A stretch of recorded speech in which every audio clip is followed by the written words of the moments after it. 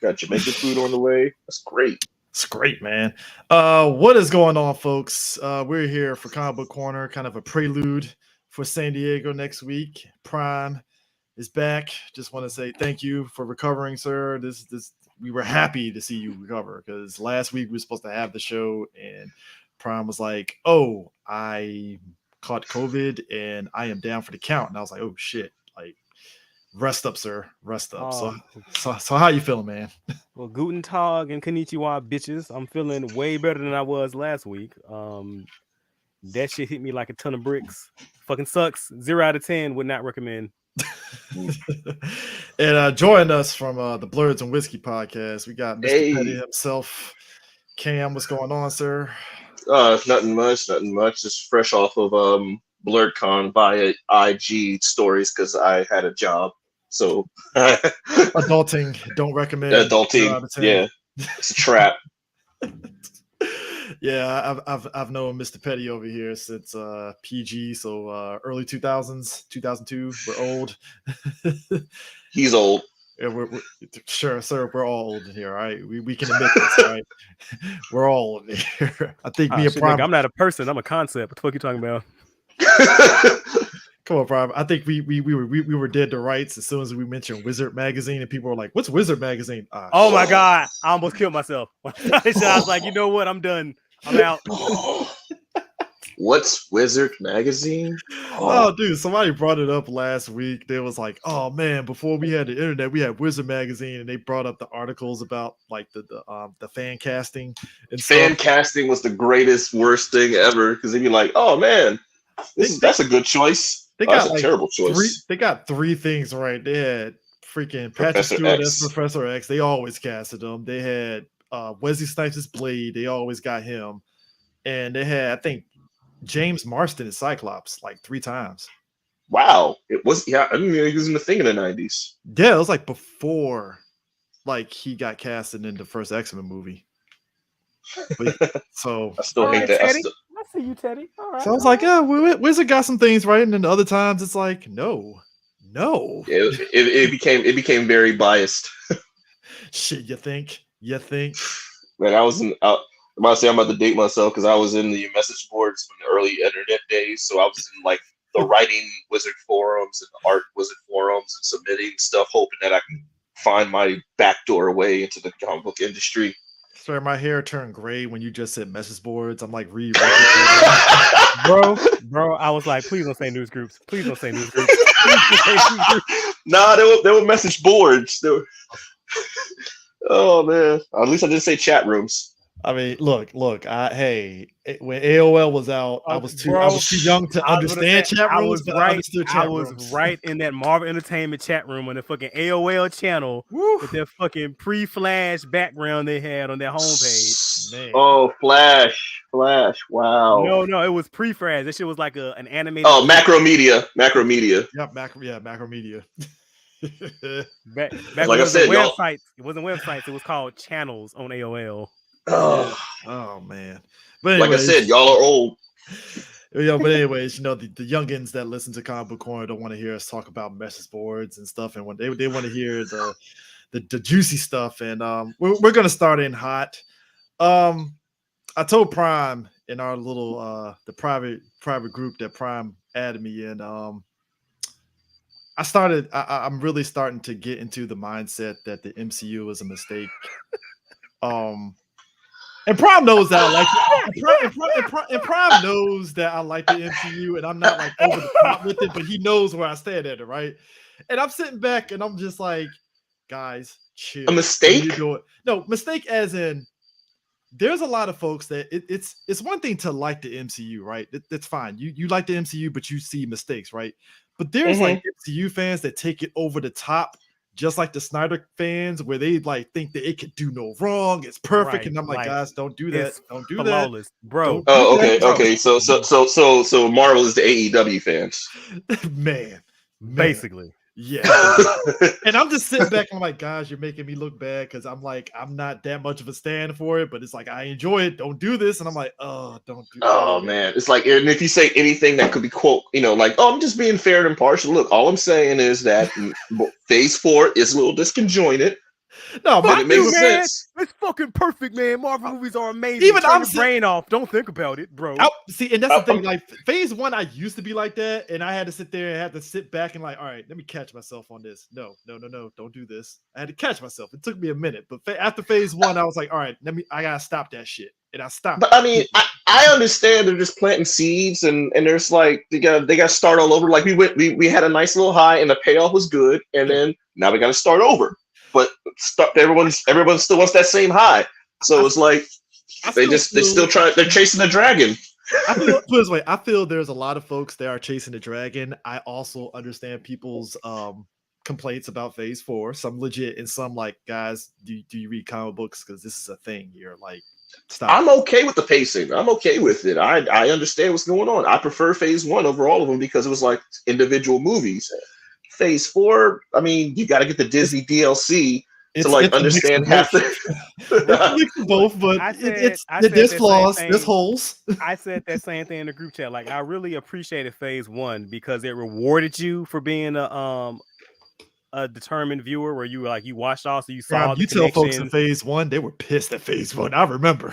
Yeah, like it's like it rewarded you for being a dedicated fan. Now it's like I feel like I'm being actively punished. It's like, oh no, we can just pat it off later, or we don't have to tell you a complete story now because we're promising you one later. And I'm like, please stop insulting my intelligence and please honor. Can I just get one solid movie? Right. Just one standalone movie that, you know, I shouldn't like. You could watch Iron Man 1, and you know, you can skip you can skip Iron Man 2, you can skip the Hulk and Iron Man 2 and watch Avengers and you'd be okay. I feel you could watch Shang-Chi. I know that's probably bias on me. I'm probably alone on that. I feel you could watch Shang-Chi and still get a good idea of what the fuck happened. Yeah.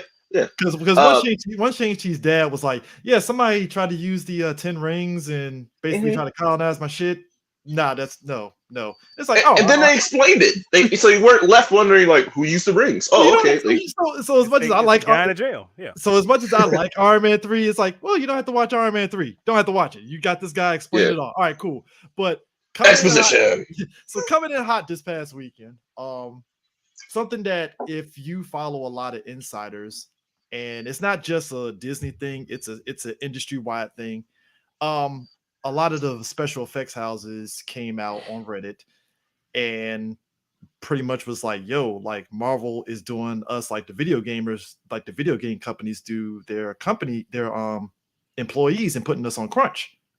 Like, and I mean, it's something we kind of all say, because we've said it a lot on the podcast. We said it a lot on we Twitter. knew during COVID they were putting them in crunch. Like, right. We picked up on that, but the fact that it was going back from phase one. Now we knew in phase one, Perlmutter was pretty much tightening the strings. We knew that's on record. That's in every article, confirmation at all. So we knew it was. So the guy on Reddit confirmed, oh, this has been going back since phase one, and it's slowly improved, and then it went backwards once it got to the new guy. So it's an industry-wide thing, but they went hard in the paint. Like, bruh, they've been putting us on crunch. They've been telling us to get these things done at this time and that time, and you see how it's affecting the product. And we saw with Thor: Love and Thunder. We're seeing it.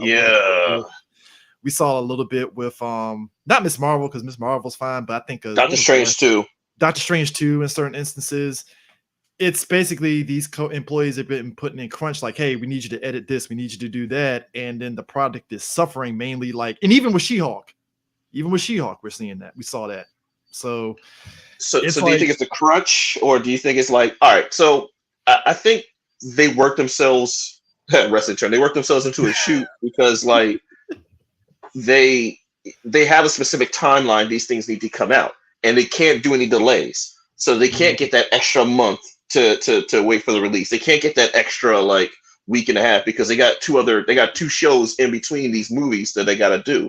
So and like I said, phase 4 is indication of when something is wrong with the machine. All of a sudden, like all the other parts, like you could tell that some parts were supposed to flow better when they were released. Widow was supposed to been out. Yeah, Widow was supposed to be before Falcon and Winter Soldier, and they had to like Spider-Man. Yeah, right. Yep. They had to readjust everything because America Chavez was supposed to pop up in Spider-Man to be the reason why we got the other two Spider-Man in it.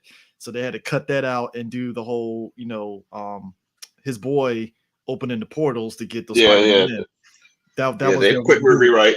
So they had to do a lot of rewriting. So on one hand, I can understand people feeling how Phase 4 is a little janky because the studio tried to like readjust everything because of COVID. But at the same time, it's like, well, maybe you should have just stuck with your guns and just said, fuck it.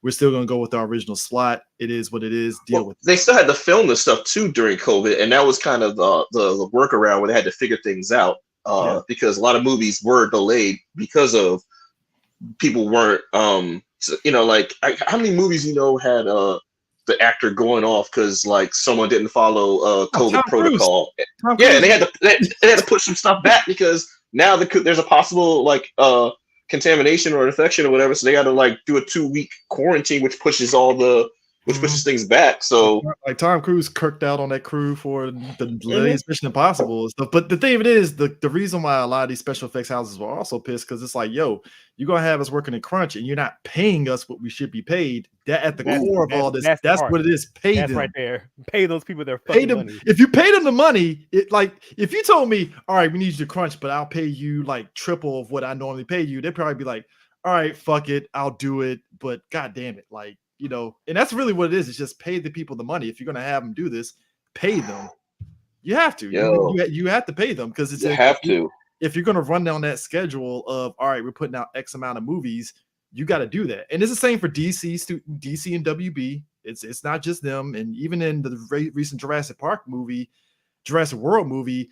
there's some special effects a little janky on that too. But, and it's really people. I can't even imagine if the special effects people went on strike like the writers did. They really need to. They need to do both. That's what I feel. They need to do both. No, if they go on strike, man, that's the end of movies. Oh no! If I know how America is, and we've seen on the animation side, they'll take their services overseas. They're definitely going to contract out to some overseas company to do their special effects during the strike. Because you remember during the writer's strike when they got some people, and it happened, and Prime knows this, it happened on Power Rangers too, where they got some like contractor writers to write some Power Ranger seasons during the writer's strike. Did they get them from overseas, or did the people from here go overseas and write stuff overseas? Well, some people just crossed the picket line. Yeah, they just crossed the picket line, and they were like temp writers for Power Rangers and stuff, and you could tell because it was like, what season was it? Was it RPM? Or was it? Might have been it might have been Lightspeed Rescue, if I'm recalling. It was we're talking 2005. So we're talking. This is like during Heroes. So remember Heroes. Yeah, that was the first one to suffer. It was 03. It was like 03 and something. So if it was 03, that wasn't Dino Thunder, is it? Or was it after Dino Thunder? No, Dino Thunder was 2002. It's either Lightspeed Rescue. What's the one with the time? Time Force was 2001, right? Or 2002. So it might have been Time Force, Ninja Storm. So it might have been between Time Force and what was the other one you said? Time Force and Jungle Fury got hit. It was the 07-08 Writers Guild. So yeah, it was 07. So yep. Right, but Heroes was like 2000 and early 2000s. Well, there were a couple of writer strikes. Yeah, there's a couple. So I remember in the one for Power Rangers, so that was like 07-08. So that was Jungle Fury. That's I remember the dip. Yeah, because I remember the dip in the tone dip in movies. The show changed. Yeah, Heroes was the first one. I do remember that one. Season 2 took like a huge nosedive. It was a dip in the movies because that started the whole remake phase. Because it's like we got no new writers, but we got a movie from 1970. Let's just do that one. Wasn't also when Revenge of the Fallen came out? 2007. Yeah. Yep. It's all flooding back to me. Holy fuck. Okay. Oh no, Cam, I was right. So 07. So it was Heroes. Yeah. So it is 07. Yeah. So it's 2007. Yeah, 2007. Okay. It was season 2. So yeah. Because Justin just put it up there. 2000. Yeah. So 07. Yeah. It's.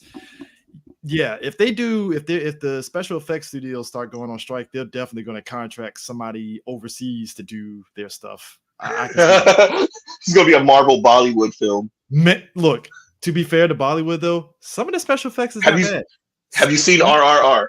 I saw it. Some of it's janky, but some of it's actually pretty good. I will give it credit. That was the best. I haven't seen that movie. Oh my god! 3 hours was a breeze. even some of the Ultraman stuff, it's like some of it's actually pretty good, and then some of it is like, all right, it's sketchy, but fuck it, it's Ultraman. You know what you're getting out of it, but so maybe they'll revert back to practical effects. Hold on, that's not get crazy now. Hold on now. Hey, no, here's the thing. If we're talking, this is Mjolnir.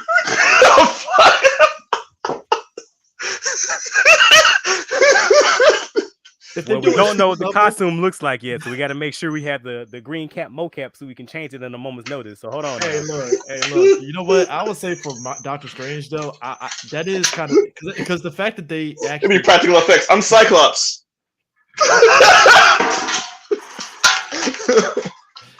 That is gonna be insane. The fact that like Black Bolt's suit was like CG, and I forgot that all the suits have been CG for a long time. Yeah, and CG touched up. Yeah. Now I will say the big benefit though, and you saw it a bit in Thor, is that they basically filmed some parts of Thor using the same LED screens like the Mandalorian is and stuff, which I think that apparently that's something that actually does save them money instead of using green screen. So you're saying they have the money to pay them, they're just choosing not to. Yeah, that's what I'm saying. If they have the money to switch up to save money using LEDs, cutting corners, pretty much pay the people then if that's the case, because the LED special effects is actually better than using green screen. Because when I watch Mandalorian, it's like you could tell it's CG, but some of them, like a majority of like the effects, is like, are they actually filming on set somewhere? Like, all right, pretty good, you know. So, but overall, yeah, I'm hoping the studios end up like actually striking or getting paid, because it's really ridiculous how Disney has to be shamed into doing stuff. It's just they only just now started paying the creatives on the projects now, and I'm like, you shouldn't have to be shamed to pay. Are you talking about like the OG comic creators? Yeah, they finally just started. It was like right after Hawkeye, they finally just started, and it's like, well, why didn't you do that before Hawkeye? Like the Hawkeye because TV show. I want all the money, not just some of it. That starts a precedent, though. That starts a weird precedent of like who gets like. I mean, does the comic creators, when they do an adaptation of any movies now, get credit or some type of royalty? That's the weird part, because I know on the comic book side they should be getting royalties, but on the movie side, I think it's an aspect of getting credit and getting a lump sum of money as kind of like there. But I think a lot of folks said that they really should get like a sharehold stake in it if that's the case. I mean, because like the Hawkeye thing, like Matt Fraction's artwork was the art style they went with, but like yeah, it was like Aja. I thought it was Aja or whatever dude's name is. Matt Fraction was the writer. His particular Hawkeye story, which made him more human. He got paid. I remember Matt Fraction literally was like, "Oh yeah, Marvel paid me for blah blah blah," and I was like, "Oh, okay, he got paid." But yeah, but the Aja art style was definitely like influenced in like the way how they did the title screens and the whole like costume direction that they were going for. Yeah, because I think Aja got paid, and that's why I was like, okay, so well, he was the first to mention that he didn't get like any type of royalties. Like, hey man, Marvel used your aesthetic for Hawkeye. So yeah, I wish I got paid for it though. And then right after that, it's like all of a sudden Marvel's like, oh yeah, we probably should pay that man. I'm like, guys, like you should have did that shit like already. Like, what are we doing? I must say, if Wizard Magazine was on their job, sir. Are you implying that journalists should do their job, sir? How dare you in 2020? Yes. Prime emphasis on journalism, because journalism sometimes is hit and miss in this industry. Hey, look, I have a blog. I'm a journalist. I mean, look, if we wanted to, we could be the freaking clickbait of podcasts, and while that's easy money, I don't want to do that. That's too much work. It's easy money or too much work? Both. It's like, I know a friend of a friend that knows who's getting casted for Doctor Strange 4. And I'm like, your uncle's brother who works at Nintendo? Man, listen. Not Nintendo. Breaking news, Prime is going to be a writer for Doctor Strange 3. Pass it on. His third eye was opened. I have seen the many things. I know what's going to happen. It's going to be insane. It's going to be insane. This is crazy. It's crazy. Yeah, Marvel Studios apparently is going to be at San Diego, and on top of that, which I'm not surprised, apparently I think supposedly they're not going to really go nuts and stuff because D23 is happening, which I'm not shocked. But the bigger news is that apparently like WB and DC is scaling down their presence there, which I'm a bit disappointed now because I get it because of Discovery, but I'm a bit disappointed because apparently that bled over to the comic side because DC Comics ain't going to have that bitching big ass booth like they used to. I'm like, oh. Are they doing Fandom this year? Yeah, they're doing Fandom this year. Okay. So that's probably why too. Yeah. They're saving all the hype for them. Which I mean, I think a lot of us knew. Like, I mean, I've talked at length on our video game podcast. Me and Eris, we talked at length of how like E3 is pretty much dead. Once these companies figured out, like, yo, we can just do this shit on our own. We don't really need E3 anymore. E3 was like, shit, what are we gonna do now? And I'm like, let's X-Play again. Let's grab the booth babes. Grab the booth babes and the swag bags. At least Comic-Con is like, all right, cool. Marvel's gonna have a presence, but at least we have something to fall back on, to at the very least, get people coming, which is fine. But E3 is like, Yeah, E3 is just dead in the water. It's between E3 and what's the fighting one? Evo. Well, Evo's still going. They're still going. They got their happening this year and stuff. So after they cleared house, man, Mr. Wizard got bopped. They were like, all right, Sony has a stakehold in our stuff, and we're gonna keep going. I'm like, well, what's this? It's a shovel. We gotta start cleaning out some closets. I'm sorry, Mama. Hey, look, if something comes out about San Diego and their upper management doing some fuck shit, it's like, oh, I guess SDCC got a clean house now. It's like, man. Oof. But yeah, I can't imagine. I can't imagine San Diego Comic Con's like closet with their like, yo, man, what they did to that She-Hulk, man, that's just not right. Woo! I mean, but the fact that Discovery, WB Discovery, that merger kind of like killed the presence. Like on one hand, they're ditching the whole CW display thing, which I'm not shocked because I'm guessing. Look, CW. I threatened Prime with a Naomi watch, but Naomi is dead now, and I'm like. So is there a point of us even doing a live watch anymore, Prime, or are we just gonna be watching it just for shits and giggles and laughs? I'm gonna say like the culture's been demanding it. All right. But like, look, man, hey, everybody got their rocks off with Thor: Love and Thunder. I need y'all to watch Naomi and get your rocks off even more because fucking wow. Look, I'm hovering around the first episode, bro.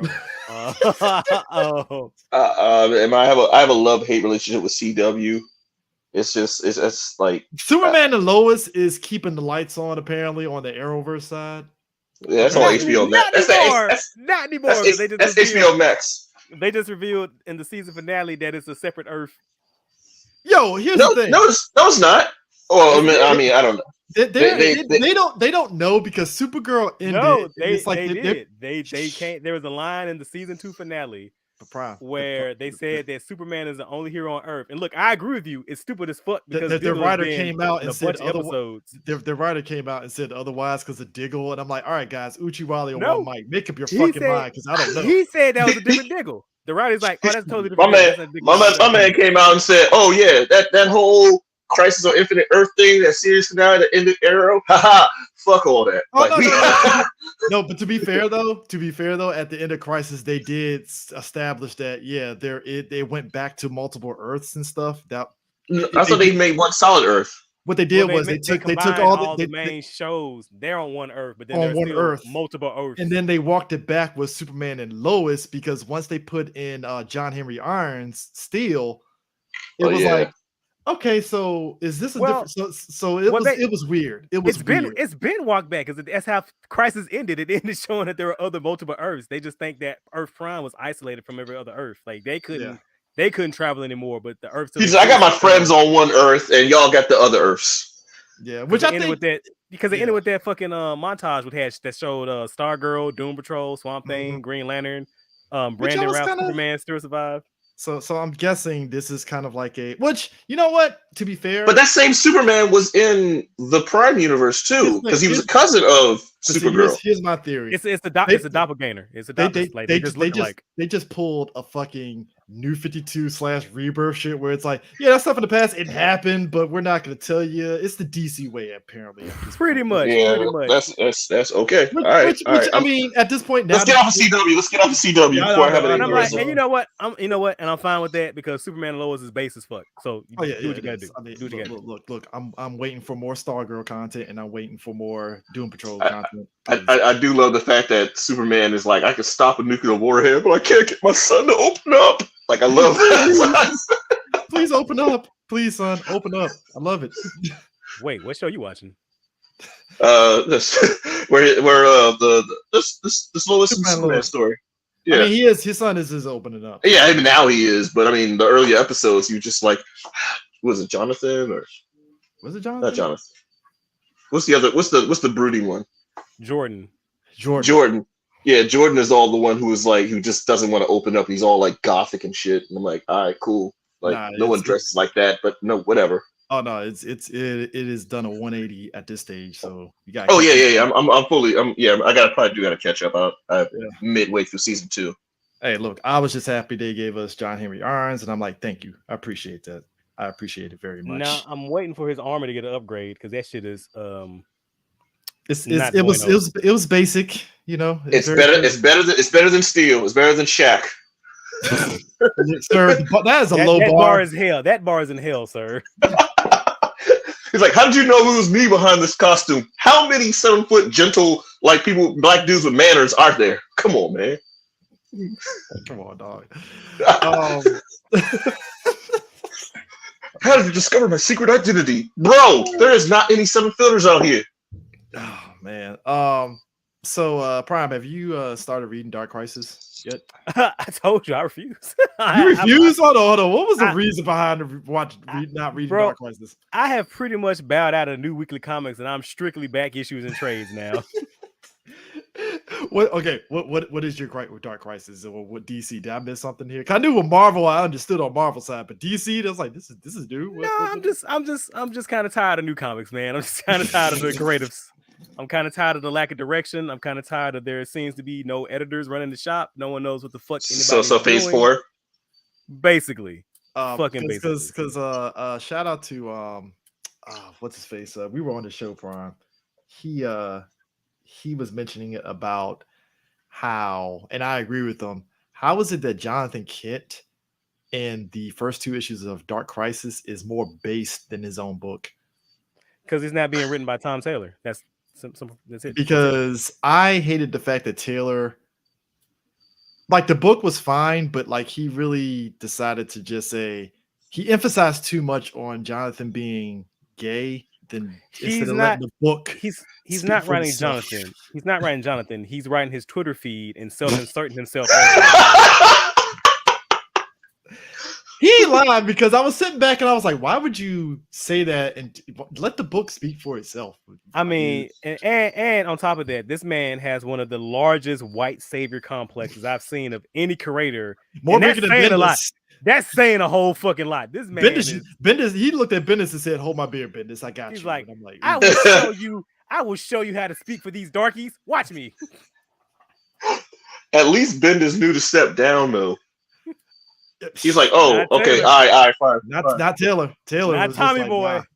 Tommy boy out here wilding out these streets, bro. He's like, I will tell you what's wrong with you all, and I will fix you all.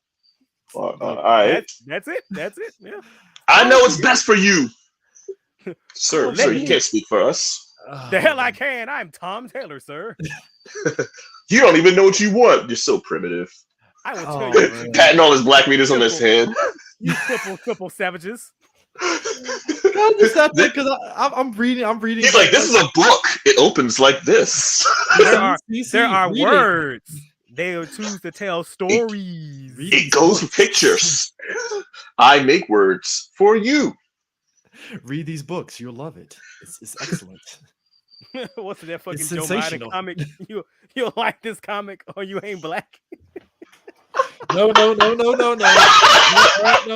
Prime. You have to say it right. you'll like this. You better like this. You better like this book, or else you're not gay. All right. Oh, that's right. That's right. That's right. Oh, it's like, you better be an ally and read this book. Right. What you mean? And say anything wrong about the story. Like, I don't know, man. The story's kind of just whack. Oh, what are you homophobic? Like, you homophobe? Whoa. I just thought Supergirl was trying too hard in the show CW. Don't get me. You know what? You know what, Prime? I should have told you this. It's these two women that have been doing Supergirl. The TV. They've been reviewing all the episodes of Supergirl all the way to the end. God bless them, because it took them to the final season, Prime, for them to finally be like, "What the hell happened to this show?" See, what kills me about that shit is like I was there on season 2. Like we were both there. We were both there, bro. Bro, I was defending that show in season 1. I was like, y'all tripping, y'all bugging. I got to the season 2 premiere and I was like, what the fuck? what the fuck? Hey, so at CBS it had it right, because I don't know. I felt like CBS was kind of. Here's the problem with CBS. I felt CBS wanted to be into the superhero business, and I felt they kind of gave up on it, and I felt some way about that. So it's like I was cool with season 2 of Supergirl. Season 3, where I was like, okay, what do we see? What's going on here? My thing about the CBS season is that it's like CJ say, like they just wanted to be in the superhero thing because it was big, and so a lot of the issues with the show was just like the freshman growing pains of a TV show. You know, having to go through, find his voice, figure out what to do, and like it stumbled, but I feel it pretty much mostly stuck the landing. And CBS canceled that shit because they didn't want. They were just like, we're done, and I'm like, damn, like really? Yeah, they canceled it. CW picked it up, and so all the problems from season 1, the CW quadrupled down on. Like everything that was wrong with the first season, CW amplified that shit 10,000 times. And it's like when they did the crossovers, it cleaned it up a bit, but then it's like when they got to season 3, it was like, okay, what are we doing here? And see, what also got me is that in season 1, Kara was the narrative driving force of the show. Her decisions, her actions, her choices, like she had agency in her narrative.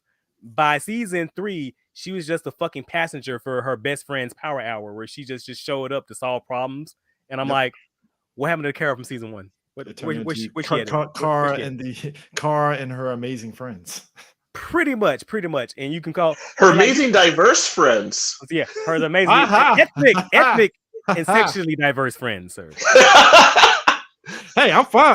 I'm fine with all that, but like Prime said, it's like it turned into so it's not about Kara anymore. So not at all. Not at all. That. And then the show also had this really weird problem where it would tease major status quo shakeups.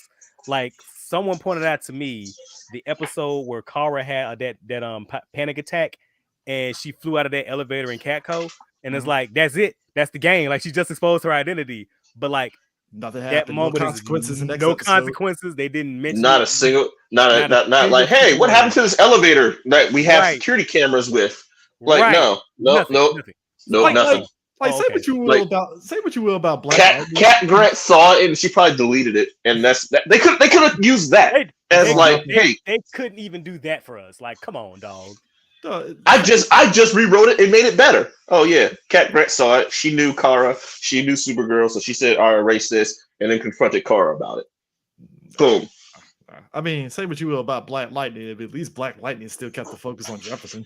Right. It was. I will say a lot about Black Lightning because that show was written by white people who thought what black people wanted to say from 2009 Tumblr, Reddit posters, whatever. Like, but at least it was consistent, and it knew what it wanted to say, and it had something. I didn't agree with everything it wanted to say, but at least it knew what it was trying to do. It's like, it had its fucking voice. Yeah. Me and my friend had a drinking game with Black Lightning. You take a shot for every time they say the word streets. I took a shot. Take a shot. What you say, bro? every time it race baited, take one shot. I'm about to say, and you know the white writers had a field day when they were writing for Tobias Whale. Tobias. Look. I feel Tobias was written by a black person that said, "Fuck it, we're gonna say the N word. We're gonna go all in on this shit. Negro, boy." He was way more colorful with that. He was all like, "That's what I hate about you, watermelon fried chicken sucking Negroes." Hey, what? I fucking love Tobias. That dude was the guy. He was very inventive. I still want him and Vincent D'Onofrio Kingpin to have a conversation. When I was a boy. Fucking hilarious. I want him and Uncle Ruckus to have a conversation. Man, The streets demand it. The streets demand. He's all like, I got Nigga Largo. I got Reed Nigga Largo, but you one of the good ones. Like but Dark Crisis, it's been interesting so far. It's spawning off of the Death of Justice League. I'm putting emphasis on death because air quotes, Justice League dies. But Dick Grayson is Dick Grayson. He beat the shit out of fucking Slade and co. And I'm like, all right, that's cool. But are y'all gonna kill Dick Grayson again? What are you gonna do to Dick this time around to have us pissed off at Dick Grayson fans? So just straight up, just honestly, mm-hmm. Should I be reading this? Would this get me back? Would this pull me I would back? say yes, but if you're still waiting okay, so yes to the first question. I don't know about the second one, but definitely yes, you should read it. I personally, I would say wait for the trade just to see how you would like it overall. Because I think week to week you're gonna kind of be like, all right, DC, where you going? Because I'm intrigued only because I like how they're writing Jonathan and where they're going with Dick. But I'm kind of like, okay, where's this going? Like, you know me, I love me a good DC Crisis. I say as I'm looking directly at an Anti-Monitor action figure on my desk. Anti-Monitor look like he's going to be figuring into it, or should I say, what's his face? I keep forgetting his name. He was in the fucking last Crisis event on CW. What's his face? The Anti-Monitor? No. The other dude. Monitor? Spectre? No. What's it? I'm about to say Metron. Psycho. The one that was the Harrison Wells, and he opened the door, and then boom. Oh no, he was Pariah. Yeah, Pariah. Pariah is like figuring into this Dark Crisis book in a way. So I'm like, well, yeah, because because his whole shtick is that he remembers each continuity change. Mm-hmm. It's like Psychopirate remembers each continuity change, and Pariah, his thing is that he's a pariah. He has to witness the deaths of multiverses. Yeah, so Pariah pretty much has. So wait, that makes no sense. If his name is Pariah because he has to witness the death, wouldn't his name better be fitted as witness than Pariah? No, because Pariah, because he's an outcast. He's forever the outsider. He has to witness and can never, Okay, yeah. I mean, okay. Yeah. So because he's pretty much Mobius. That's who he is. It's Mobius. Mobius is figuring the book because he's new guy Mobius. Yeah, new guy Mobius. He's basically controlling Slade. The fuck? And, so is he just as Kikaku all over the book? It's only 2 episodes in, so I'm kind of like, all right, let's see where this goes. I'm curious. Hey, look. I'll scoop up the second issue and I'll see how I feel about that. All right. And Christopher Priest has been writing Black Adam because synergy, because the new Black Adam movie is coming out, and it's a miniseries. He's not like on the Burke proper, but he's on the miniseries. And so here's my thing about that, because I did see that, and for all intents and purposes, spoiler alert. It looks like they're setting up Black Adam's replacement. And I love Christopher Priest. I love his Deathstroke work, and I was hoping that he would bring some of that same energy to Black Deathstroke to the bastard character. But I feel like because The Rock is playing Black Adam, like the classic Black Adam is long gone now, y'all. We are never going to see. Oh yeah. I mean, he is.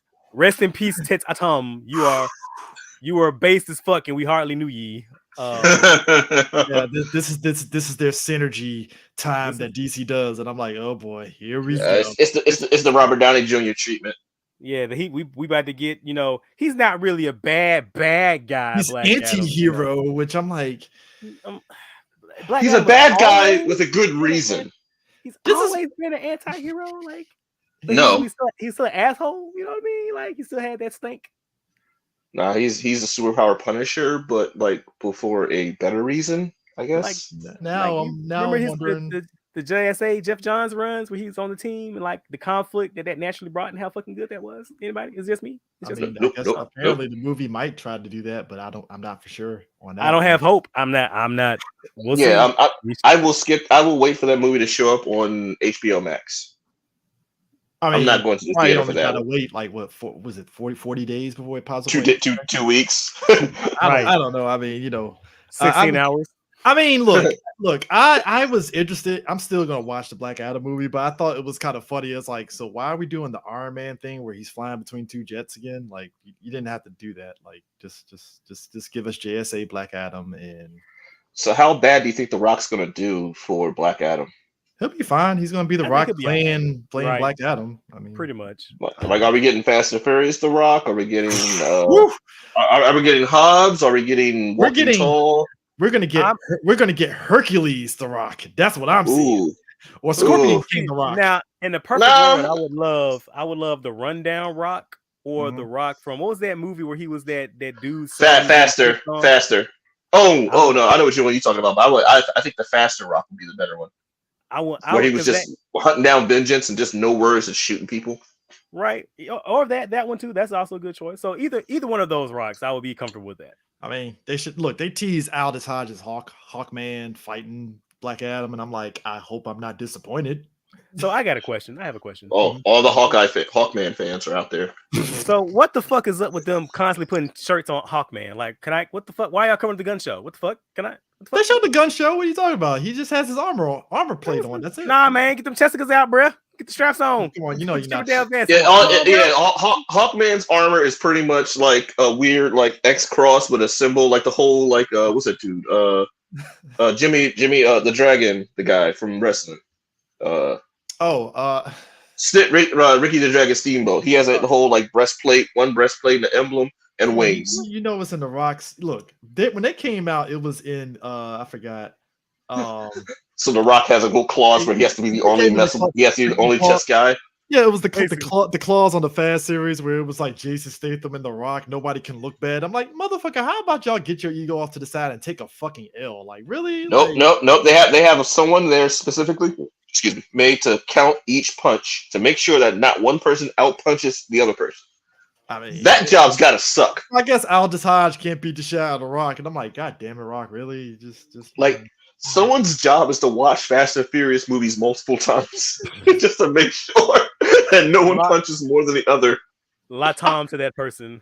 Hey, look, all I'm saying is this. If you want to prove that fucking meme right about like when they did the Suicide Squad where Doctor Strange is like, is this a joke? This guy does the same thing as me. And then fucking Dr. Fate was like, but better. If they don't if Dr. Fate ain't representing in Black Adam, I'm gonna be a little bit disappointed. I was gonna say if Dr. Fate ain't Dr. Fating it up, I'm gonna be mad as fuck. You got Pierce Brosnan. Don't fuck this up. Come on. I'm gonna fucking ride. Like if he ain't if Naboo ain't hitting, something we got problems. If you don't give me that helmet talking to him, I'm gonna be like, yo, come on. Like, yeah, I don't know. I feel like he's gonna be quippy. I feel like he's gonna do like the whole like it's gonna be more like Doctor Who than Dr. Fate. He's just gonna be like a guy in a British and quippy. So you mean like Loki was Doctor Who more than Doctor Who? Yeah, he was. Hold on, Cam. Prime is the resident Doctor Who guy, and he is livid at where Doctor Who is at, and he was very the Larry David conundrum of when he's like kind of like when he saw Loki, like, I hate Loki, but the fact that it's doing better than Doctor Who is like, God damn it. God fucking damn it. Damn it.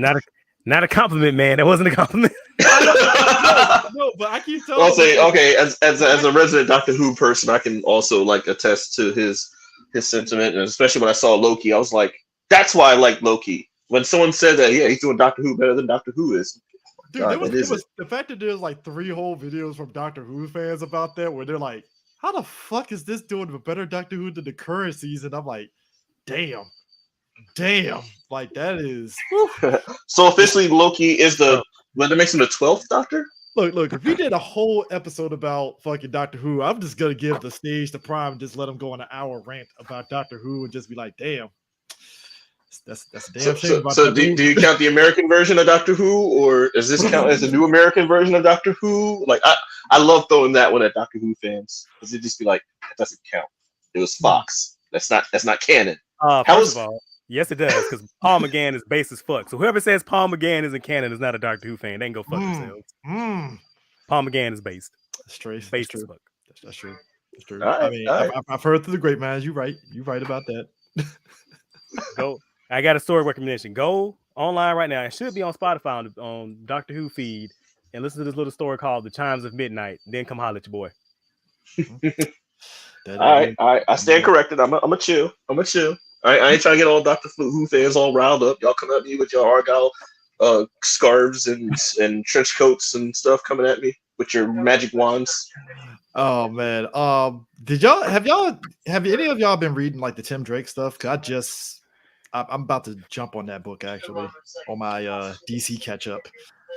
Honestly, like DC like hasn't hit me yet. Plus also I don't work near a comic book shop like I used to. When I worked near a comic book shop, I was constantly there. So I don't know if you remember Silver Spring, but I'm always like right there at the Closet Comics and stuff like that. I'm right there, but like where I'm at now, I'm not up to date anymore. But Tim Drake has always been like my Robin, and that's kind of like why Red Robin was not too disappointing to me, but it was just like, all right, I see where he's going. I just wish he did something else, but it is what it is. That's progression. I'm down with it. But Tim Drake to me, prime Robin. But say I have a lot of those issues. I think I've said this several times on the podcast. Like Young Justice with Tim Drake, Connor, and Bart is one of my all-time favorite just comic book runs, like full stop period. I thought the Christopher Yost Red Robin series was actually a really good fun adventure comic book. And I looked no deeper than that. It was just fun. I thought it was a fun adventure book. So like Tim Drake is one of my favorite characters. And I think a recent issue with Tim is that I think DC themselves doesn't know what to do with him. After Damian came in and nepotism the role of Robin,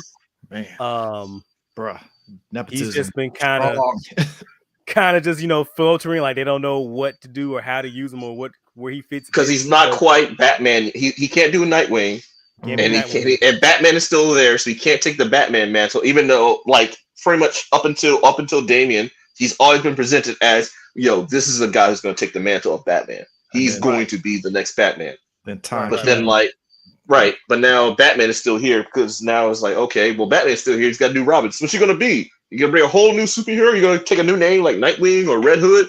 Yeah, I'll be Red Robin. And then he's bro. Right. Yeah, y'all heard that, right? Right. I'm like, all right. It's like he doesn't have a unique identity. It's not so like he can't have his Nightwing. He can't have his Red Hood. He has to be Red. I would have accepted Red Wing. Now he's back to just being Robin. I'm just like, that just seems like such a regression. He looks like Robin with a do-rag. Like that costume would just hurt my soul. But cosplaying Dr. Midnight. But I was on this other podcast where this guy was trying to like downplay Tim Drake, and I was like, all right, dude, you're gonna have to put some respect on Tim Drake's name because he is the quintessential Robin. Fuck Dick Grayson. Yeah. Because everything that Robin has been since 1992 has always been a Tim Drake design or always been Tim Drake influence. Animated series, Teen Titans, Young Justice, all of it, Tim Drake. Yeah. I mean, it's and the thing, what's crazy too? So me and Prom talked about Tom King at length. I'm just gonna say it right now. I finally read the Batman Catwoman issue where they finally got fucking married, and I'm like, you pussyfooted around on this shit for how long, Prime? How long they been pussyfooting on this shit? No pun intended on that, but I'm about to say that pun was that. No, you tended that pun. You tell your pun. You say that pun with all your chest. He's been on that shit for how long? Before it's like 4 or 5 years at least, and I'm like, oh, they married, and at this, like the whole, I'm gonna be real, that whole side is it worse than a Jean Grey Cyclops tag along marriage? Like how long they strung that along? It is convoluted as fuck. Like it's Tom King is a conundrum to me where it's you want to talk about characters being written out of fucking character, bro. Yeah, I already know where you're about to go with that one. I'm like, bro, the whole Selena Bruce thing is just like, what is it? What is this? What are we reading now? I've said this before, and I say it again. Tom King, God bless you for your service, but I'm gonna need you to get some counseling. He started off strong, and it's just like, what? You need to get some help. You got some issues. You need to work out with your mother and your wife. Like if you hate women, just say that, man. Guys,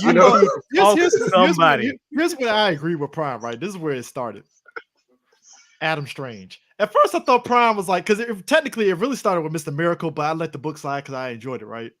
I started reading Adam Strange. After the first 2 issues, I closed issue 2 and I was like, God damn it, Prime was right. Mr. Miracle wasn't that bad. Yeah, no, I loved it. But like Adam Strange is when it was really he made me actually care about Mr. Miracle though. Oh, God, let me hold on. Where my book? I'm gonna give you some recommendations. Hold on. Because it's like Adam Strange is where it's like, so Tom, did you go to therapy or not? Like, he fucking needs to go somewhere. Preferably out of my fucking face. Preferably.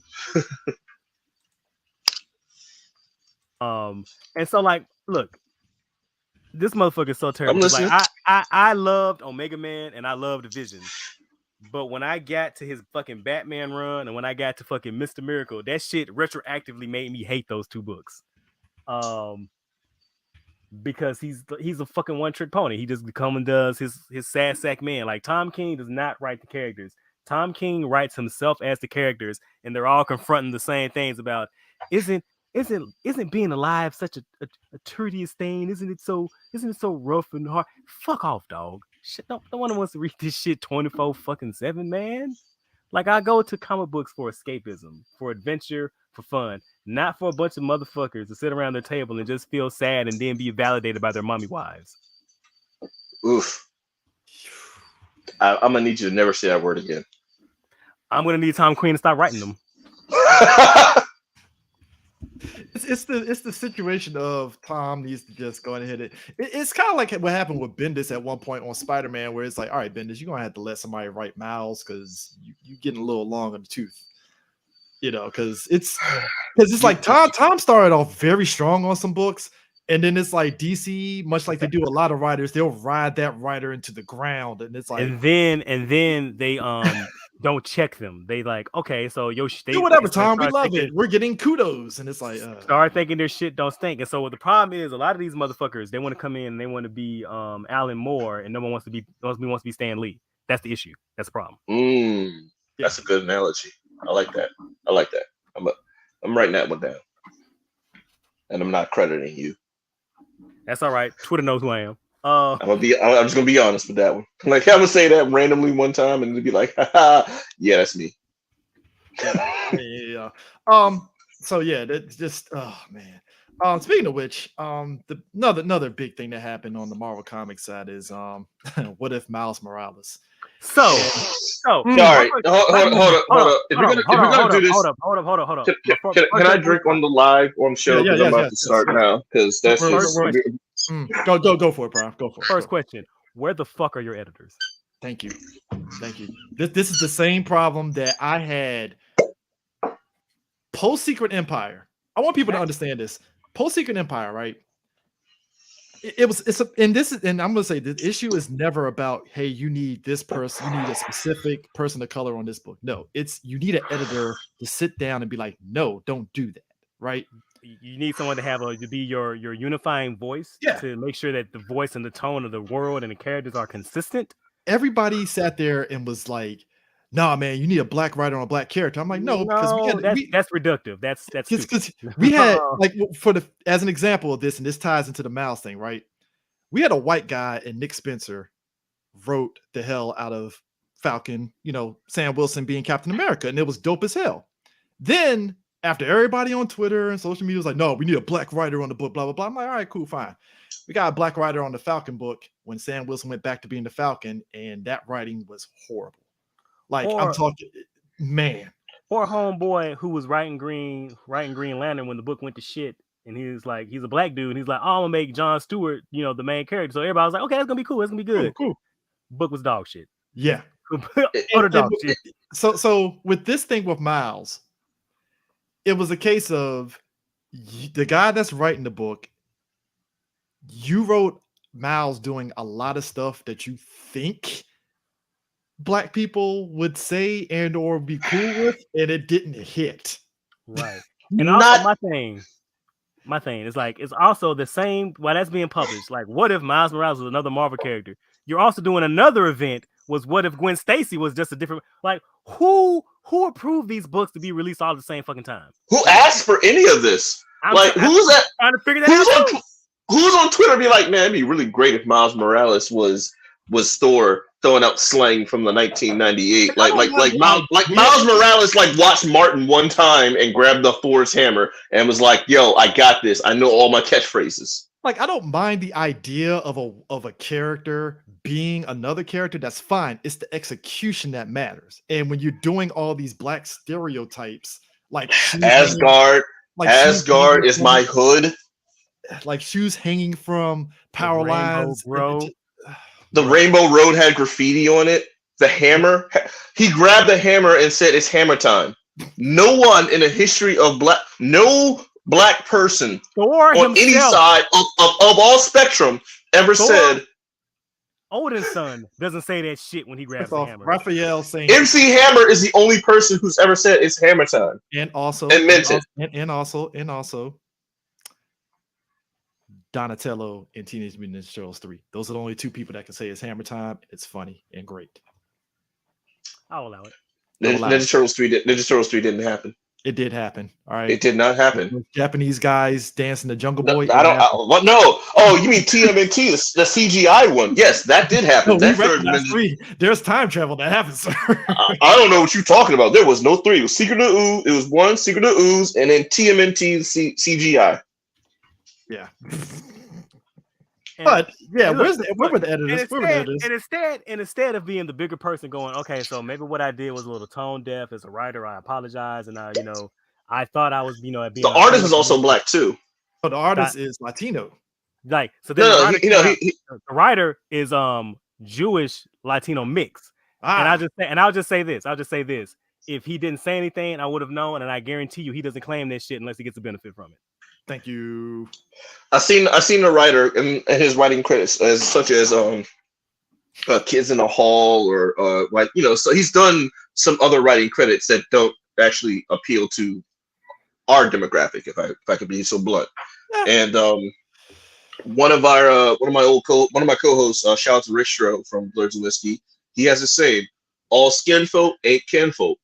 So just because you hired somebody, you hired the whole creative team that was black, but they ain't black, and it shows in the execution of Miles Morales having shoelaces, shoes tied on a light pole in Asgard, talking about Asgard is my hood, with the blonde highlights in his hair like he Chris Brown, like and saying hammer time,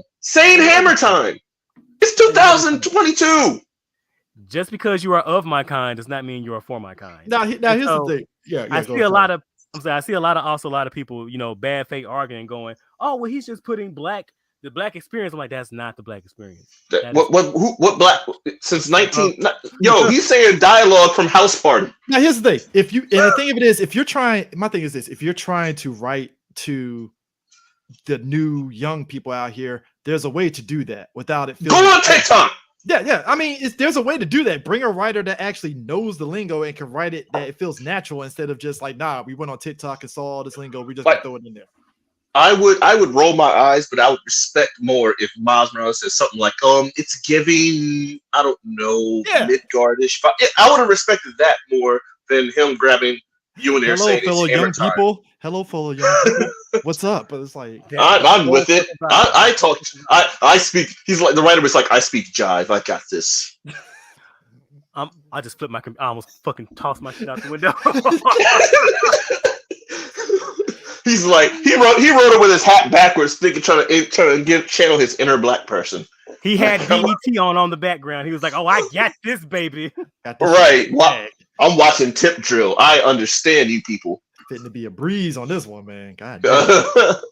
Fitting to be a breeze is more updated than what you just said. He fucking doubled down on the shit, and it was like, how dare you question what I've done? Like, bro, are you fucking? Bro, first off, you're on Twitter. You need to take a lesson from a lot of writers. You either A, take the fucking critique, or B, just get off Twitter like other writers do.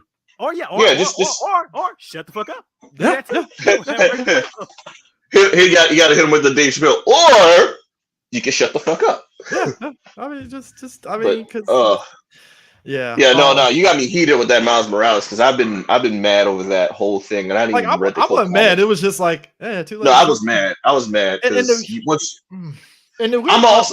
Oh, go ahead. You've known me since college, dude. You know I'm a comic book creator too, amateur, but it's still a comic book creator. Yeah. So I'm between writing and art, like everything that should be hitting on all cylinders for this. You got an established character who already is a hit with the mixed minority. So first of all, he's also biracial. That's selling pretty well too. So it's like, right, he's biracial, and they completely erased one side, just focused on him being black, and then they not only focus on him being black, but they focus on him being black as if they were like, you thought about Wizard Magazine dated ourselves and message boards and chat rooms. Nah, this writer dated himself because he wrote, man, if I was in high school, I would have loved this guy saying stuff like this in my high, and then of course the worst egregious sin that any black creator can do for any character that's of a color is he made his shoes whack as hell. Like, what the hell were those? Like Reebok Jordan 1s?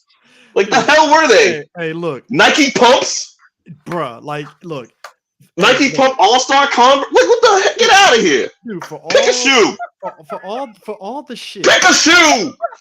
For all the shit that the Spider-Man Miles Morales PS4 game got because Miles wasn't. It got the tone right. It got the fucking tone right. No, but here's the thing. Everybody knocked it because he was wearing Adidas shoes instead of Nike. But at least we understood, oh, it's a licensing shit. Nike probably wanted this. All right, at least they went for Adidas that actually look good. It boils down to this. To compare the two, the Spider-Man Miles Morales and the PS4 continuity is a character, not a caricature. Yeah. There's a difference. Whole character. Latino and black aspect of him is combined. We see it all. It's great. If he was Latino, he would have had Puma. True. But I'm pretty sure.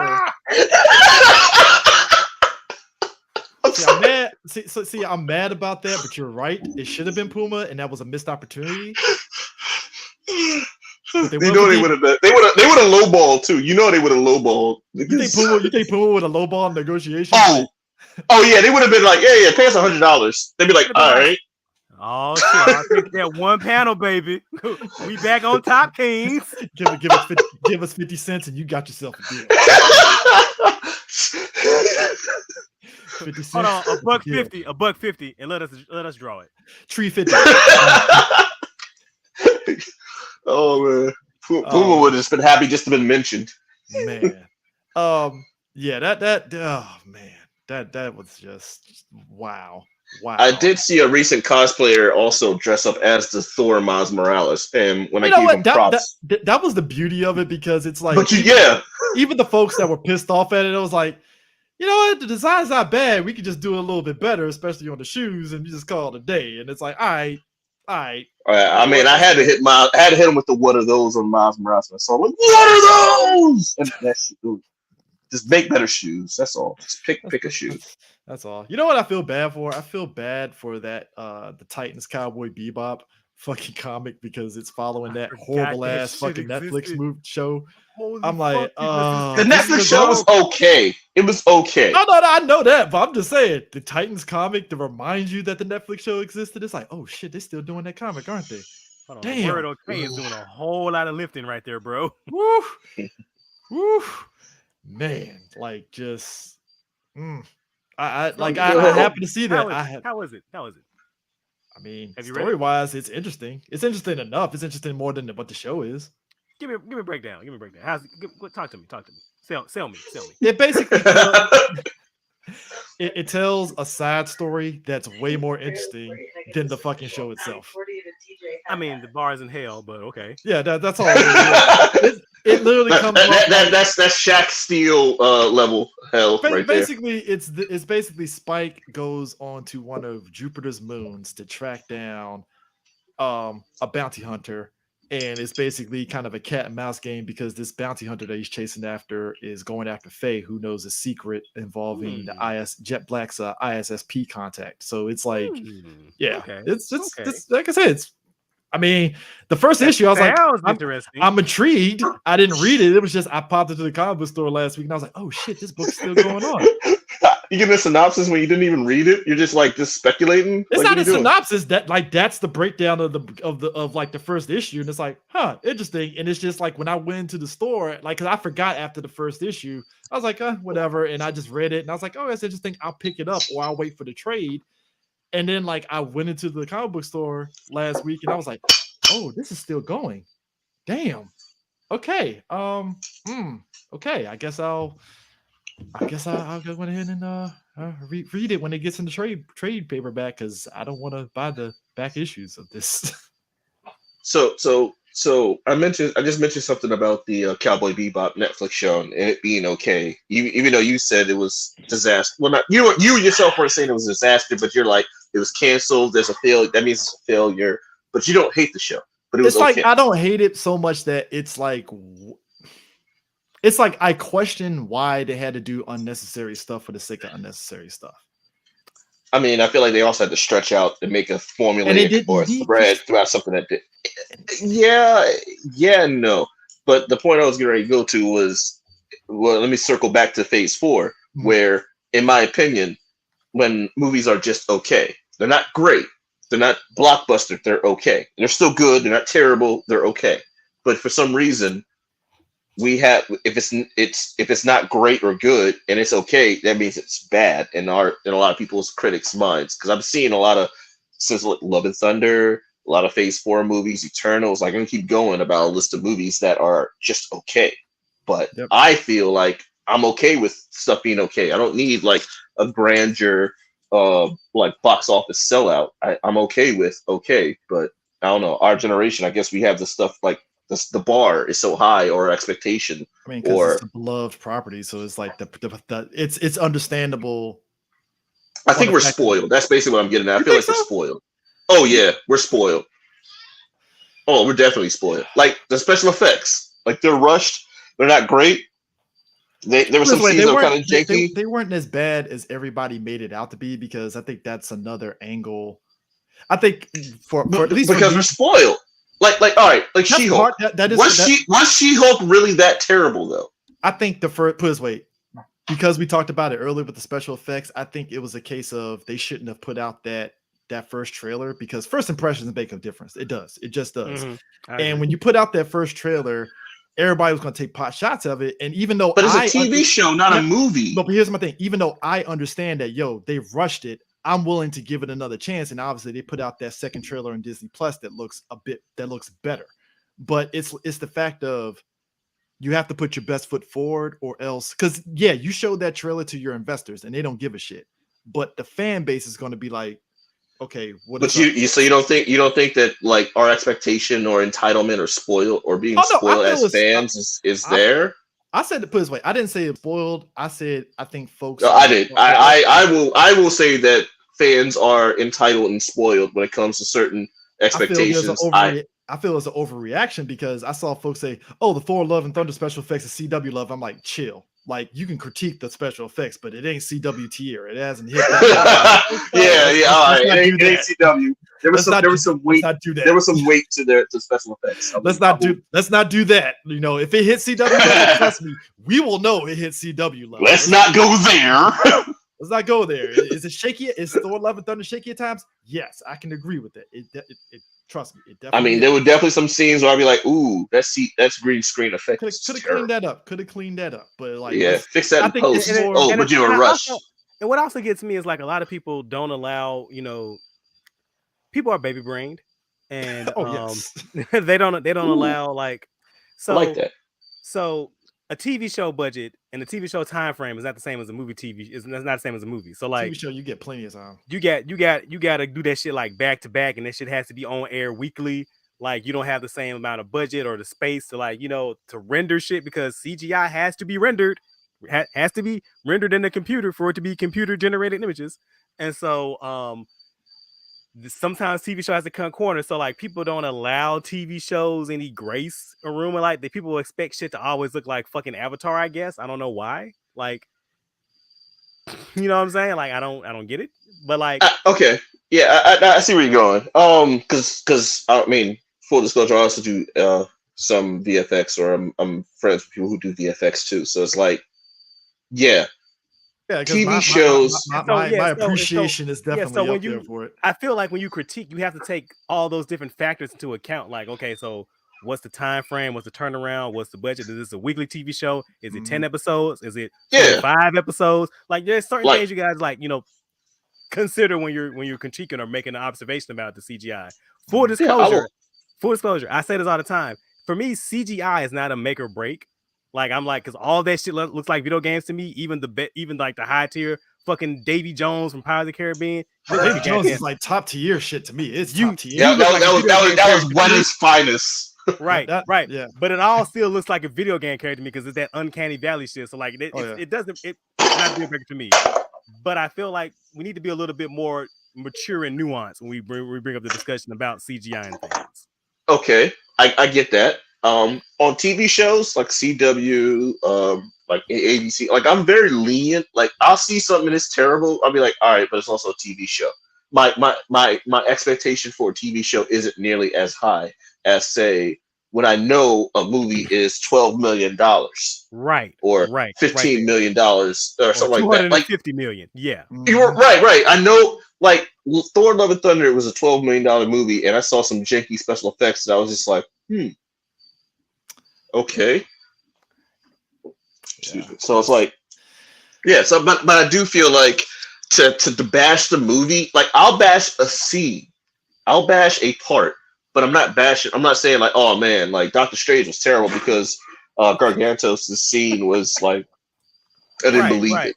Yeah. Like I had a problem with Infinity War and with the CGI in Infinity War because like I said this on the podcast, the fucking fact that Thanos kept changing size was fucking me up. Like, but it wasn't as bad. It wasn't as bad as a Hulk changing sizes for the A one. Right. Yeah, because it was just like 1 minute you have Thanos grabbing fucking Thor's head like it's a fucking M&M, but then it will switch up the size, and I'm like, okay, what the fuck? Like, right. And next thing you know, he's like eye to eye with Captain America. Like, what are you doing? Like, is it the Infinity Stones doing that? Anyway, he has the Reality Stone, so he's warping perception. Right. That's what it is. Internet. I already wrote it. And then you have shit like Rocket Raccoon, who looks pretty fucking amazing. Like, he looks pretty decent. Next to fucking Bruce Banner in the Hulkbuster suit. Like, bro, what the fuck was that? Like, you know what I'm saying? Like, where his head kept moving. Like, the Bruce Banner head was like shifting around. And like, but Rocket Raccoon with all like 80 layers for fur, skin, muscles, and costume on his lip and his nose. He was like had reflections. Right. You can see the texture. Like he was about to cry. You knew from like 12 feet away he was about to cry. But Bruce Banner with 2 seconds of him going, "Ha ha, we made it!" and his head was moving like every other direction. Like, you mean to tell me you had not one person on your team that could track that? Not one person.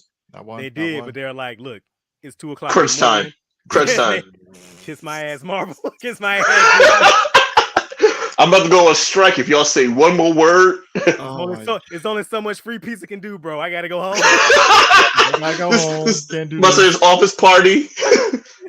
Gotta leave, dog. Oh, man, like y'all gave me a pizza party as for my 13th hour. I appreciate the root beer, but I gotta see my wife and kids, dog. Oh man. So Luke Cage is mayor of New York now. I read all Devil Rain finally, and I heard that was good. I'm gonna pick up that. Devil Rain is actually really good. Luke Cage is mayor of New York now, and Elektra and Daredevil. I think Daredevil. I finished reading Daredevil #1, and apparently he's bouncing out of New York, and Elektra is trying to recruit him for this whole Red Fist organization, essentially. Which I'm like, wait. So Daredevil is now officially going to leave. His whole steez is him being like from Hell's Kitchen.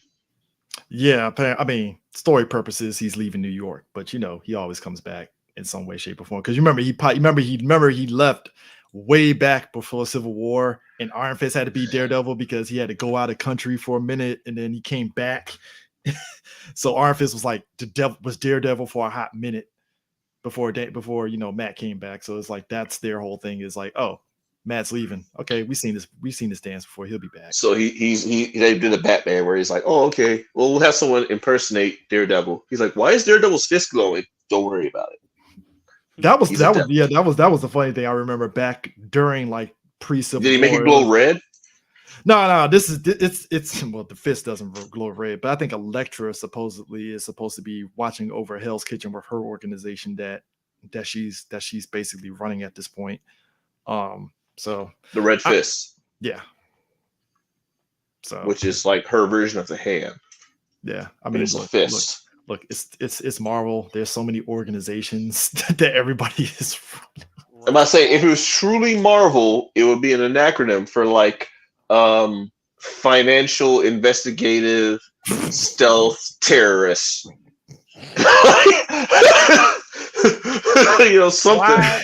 Why did you put that out there? Now they're gonna take that. You need to go ahead and copyright that shit now. All right. Fighting intelligent, stealthy terrorism. There you go. That's Red Fist. Oh man, like, look, I'm already hearing the fact that like apparently like Daredevil is supposed to like pop up in the Echo series. Yes, and Jessica Jones is supposed to be in She-Hulk. Yeah, I'm kind of curious about. So now, so they're doubling back where they were like, oh, the shows aren't canon, and now they're canon, but now they're like it's kind of canon. Well, it's weird because it's like Feige is doing kind of like it. You know what? I'm going to keep using this example. It's G.I. Joe Retaliation, where it's like, yeah, that shit happened in the first movie. It happened, but we're going to kind of do something else as well. Yeah. Retaliation was like, we're going to walk back the first movie, but not really. They didn't really walk back the first movie because nanotech or they said the nanotech wars. The nanotech war. You mean those two skirmishes? Hey, France lost the Eiffel Tower, and what's his name? Marlon Wayans hasn't been back since. So they lost a lot. Duke is dead for no fucking reason because Channing Tatum wanted to get a franchise going that didn't happen. So by the way, every time I think about the fact that they let him kill Duke and that Gamma movie never was released, my nipples get a little hard. Like, fuck you. Like, that makes me so happy. So no, full disclosure, what it was that Channing Tatum was actually, even without his permission, whatever, was written out of that movie. He was going to be killed. They killed off Duke because they wanted to start off fresh. But because Magic Mike did so fucking well in the box office, they were like, all right, cool, Channing Tatum's name is hot. He's associated with our franchise. We'll give him some more screen time so to make his death more memorable. Because he was just going to be a one-off, like, oh yeah, and but everybody cared more about The Rock and Bruce Willis more than him. I'm like, yeah, well, there you go. But because Magic Mike was so hot, they were like, all right, cool, let's capitalize off of this. So they reshoot and put Channing Tatum and Rock more scenes together to build something so that when Duke died, it would be like a loss. But the cost is high. Exposition. But the cost is high there, Cam, because what we got afterwards was a man called Snake Eyes. That's not Snake Eyes. That's a man called Snake Eyes. To this day, man, look, Snake Eyes is overrated. It is what it is. He's just a ninja. Let's be real. He's just that was Earth 53 Snake Eyes. That wasn't Snake Eyes. Oh my god, dude, he's just a ninja. He's just a ninja. Sir, have you read Larry Hama's G.I. Joe, sir? I have. He's just a ninja. He's just a ninja. Sir. He's cool. Look, I appreciate. Henry Golding. Henry Golding. Ninja, I love please. him. I like Henry Golding. I think he was fine. Mm-hmm. It's just that movie overall. It's like the guy playing Storm Shadow would have been a great Snake Eyes. Right. I'm glad I'm not alone. I'm glad I'm not. I thought it was just me. I had to watch that movie 3 times to really be like. He would have been a good Snake Eyes. I'm so glad. I thought it was just me. I was like, it took me 3 watches to get to that point. I was like, I'll do you one better. The kid who played Snake Eyes, the kid who played Storm Shadow when he was a kid would have been a better Snake Eyes. Because I'm pretty sure he's old enough to play Snake Eyes now. Hold on, hey, Prop, who was the other people that was like Snake Eyes disciples? Oh, you mean like Jinx, Chuckles, and them dudes? Yeah, that was off. What was that? Some runoff. Well, that was a one-off G.I. Joe movie. No, cartoon. It was a cartoon. If you said Henry Golding, the movie. If you said Henry Golding was like Chuckles or something, I'd be like, all right, fine. Okay, fine. He can be Chuckles. Yeah, that's fine. It's like, he's TJ Hooks. He can be TJ Hooks. Something. If he was like a disciple of Snake Eyes, it's like, all right, I'm fine with it. But it's like Henry Golding. It's like you've been better off putting him with the mask on, and he just did mannerisms and called it a day. Because once you had him speaking, it's like Henry, you had more charisma in The Gentleman than you had in Snake Eyes. And that's fucked up because look, Henry Golding is a charming, charismatic. Oh, he's great actor. The writing in this movie did him no justice. It really did. They made Snake Eyes a whiny, insufferable fucking hypocrite, and like I was waiting the whole time for him to get like some come up. Storm Shadow stab his ass, slit him in the throat. Please, bro, I was waiting the whole move for Storm Shadow. I'm like, Storm Shadow gotta take the man's voice box. Like it has. This is the OGP. He has to. He just has to. He has to take the voice box. Yeah, I mean, it's like visually, it's like, all right, this. No, you know what? William said it best. As an action movie, it's fine. As a G.I. Joe movie, not so much. Again, as an action movie, I still didn't like it.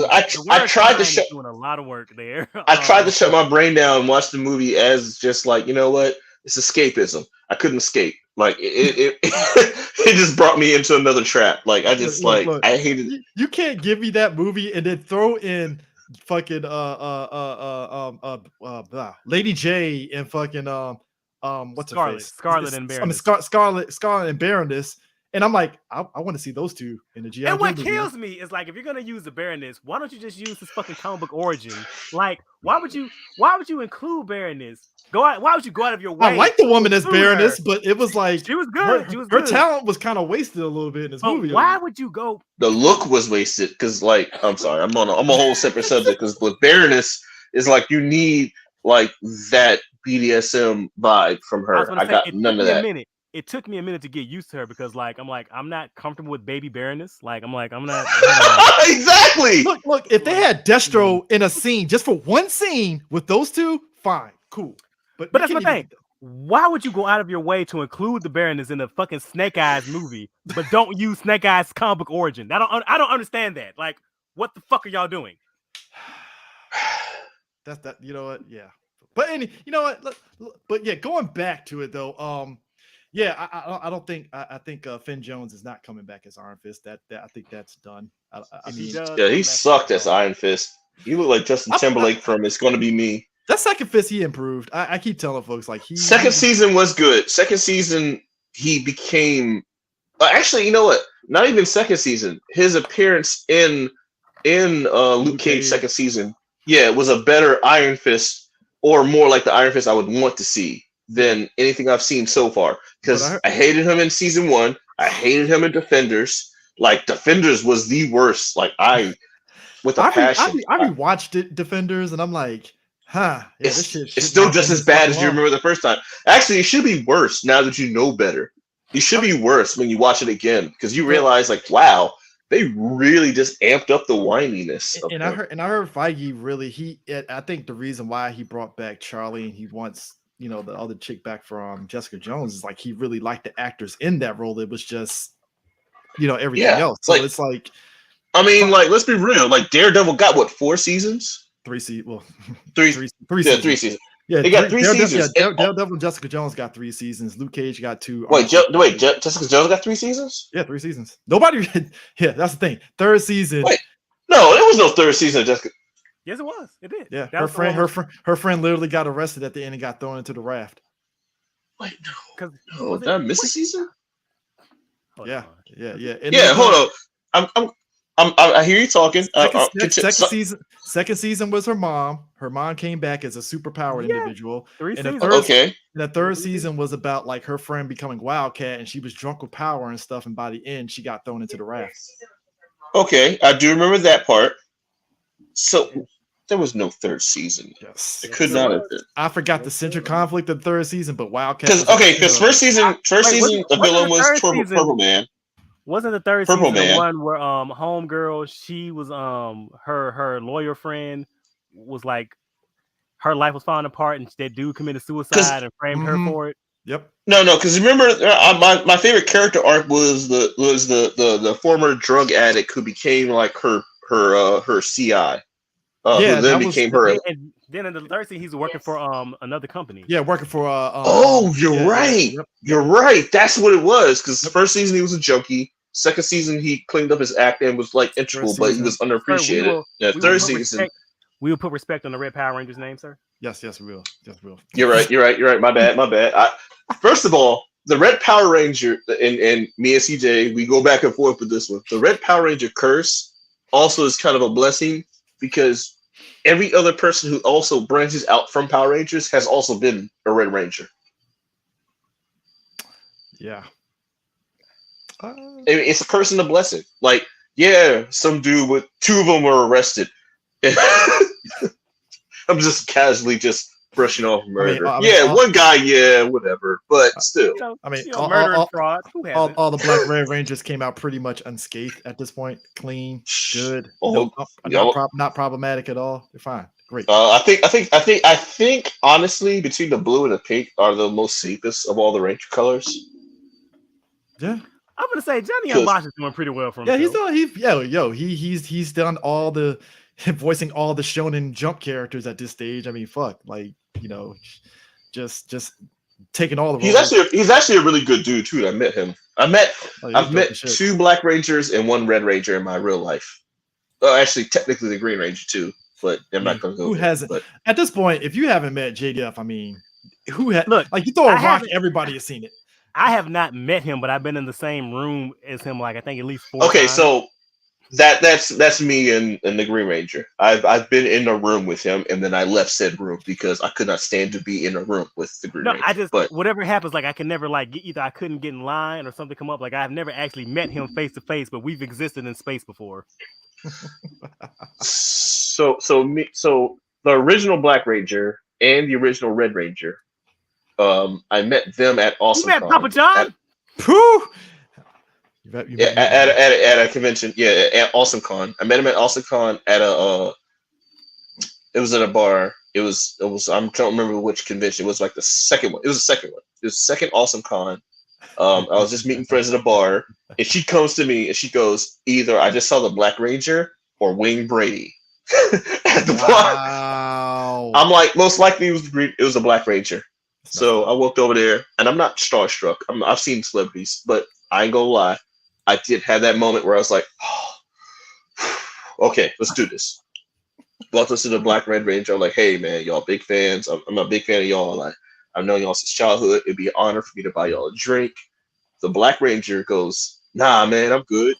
I have honey Jack Daniels in our hotel room. I was like, what the fuck is that supposed to be? Because that is a bullshit. And then my friend seeing me talking to the Ranger, she's like, oh, well, I guess Cam's been talking to him for 2-3 minutes, so it must be good. So she decides to come up to me. And now I'm being flanked by like 2 cosplayers who are very attractive. And now all of a sudden, the Rangers have all the time in the world to hang out with us because I'm now flanked with 2 attractive women.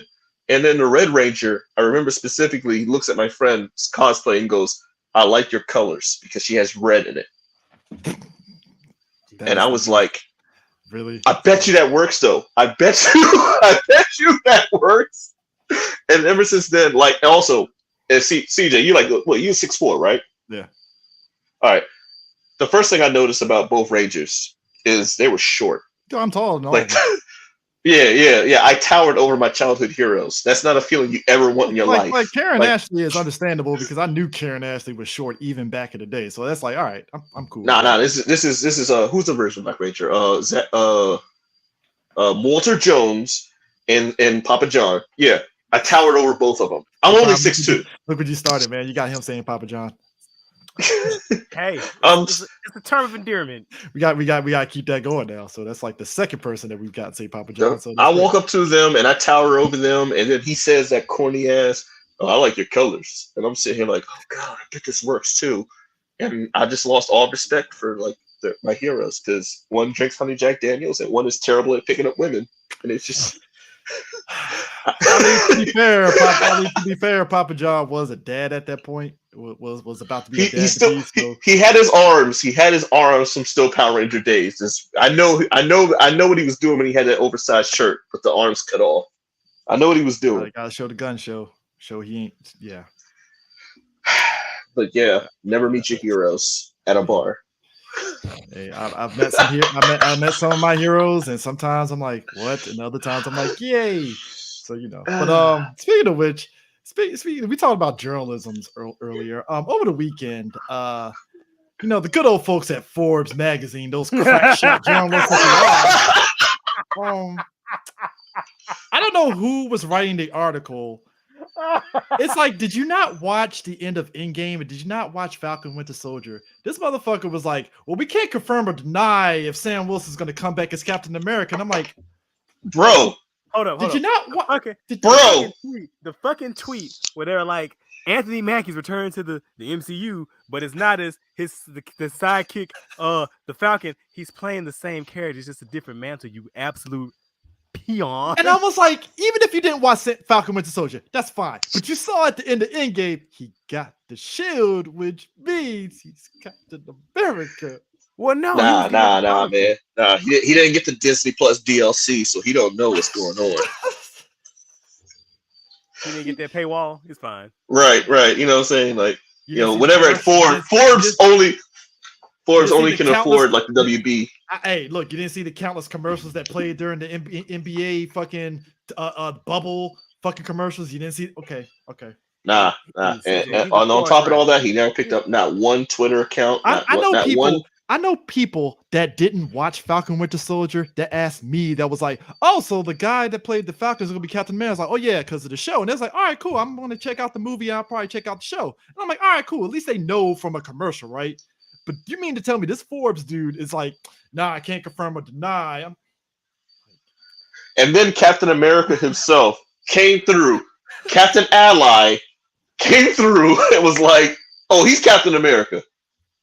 And it just walked, and then probably just logged off. Well, I think we're expecting too much of these online article writers because they get paid in Subway sandwich coupons.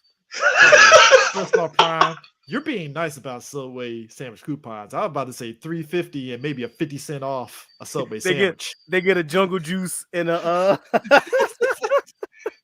I'm gonna say those sleep with Subway sandwiches though. They be coming through in clutch.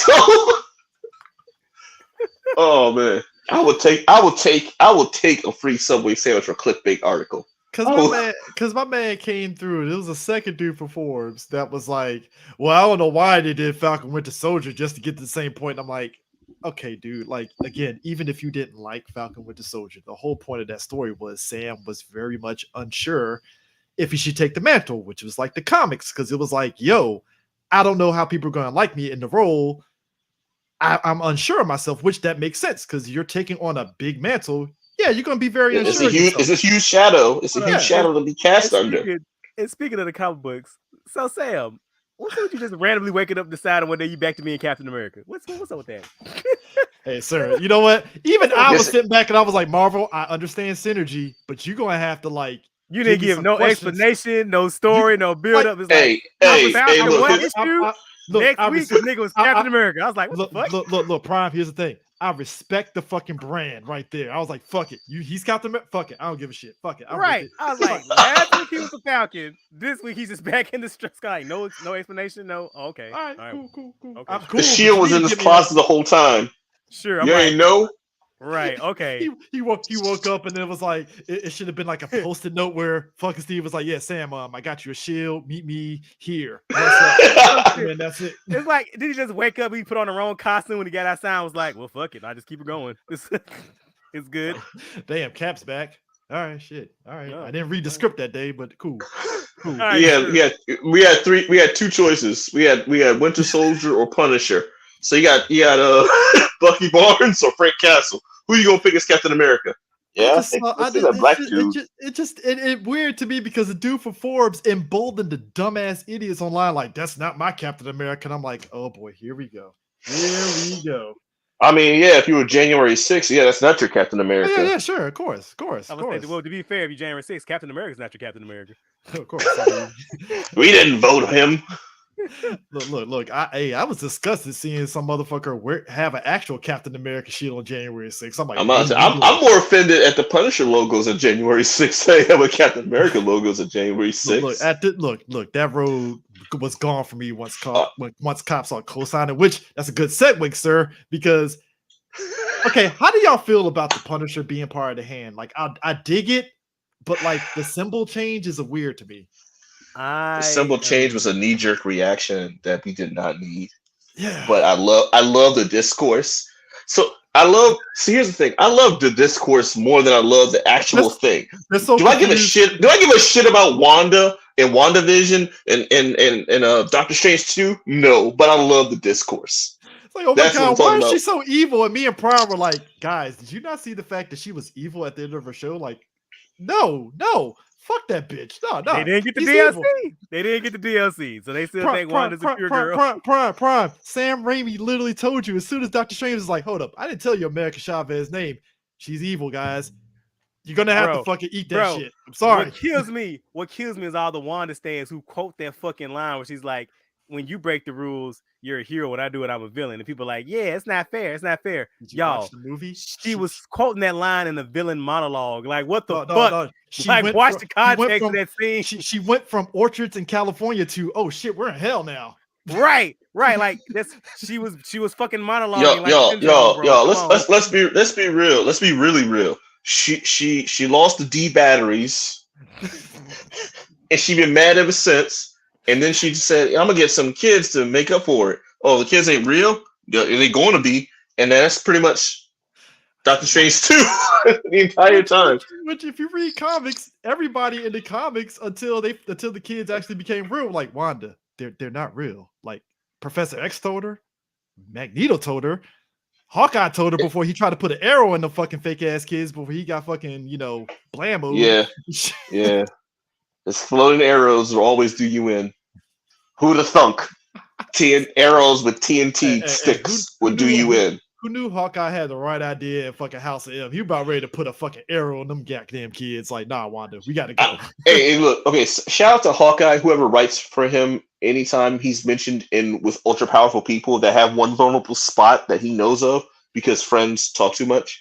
Because he's like, yeah, man, we are best friends. We're drinking buddies. I am the godfather of all your children. And the moment that I think that some shit's going to go sideways, I will put an arrow into your eye socket. That's why Cap got him for Infinity when they did the Avengers.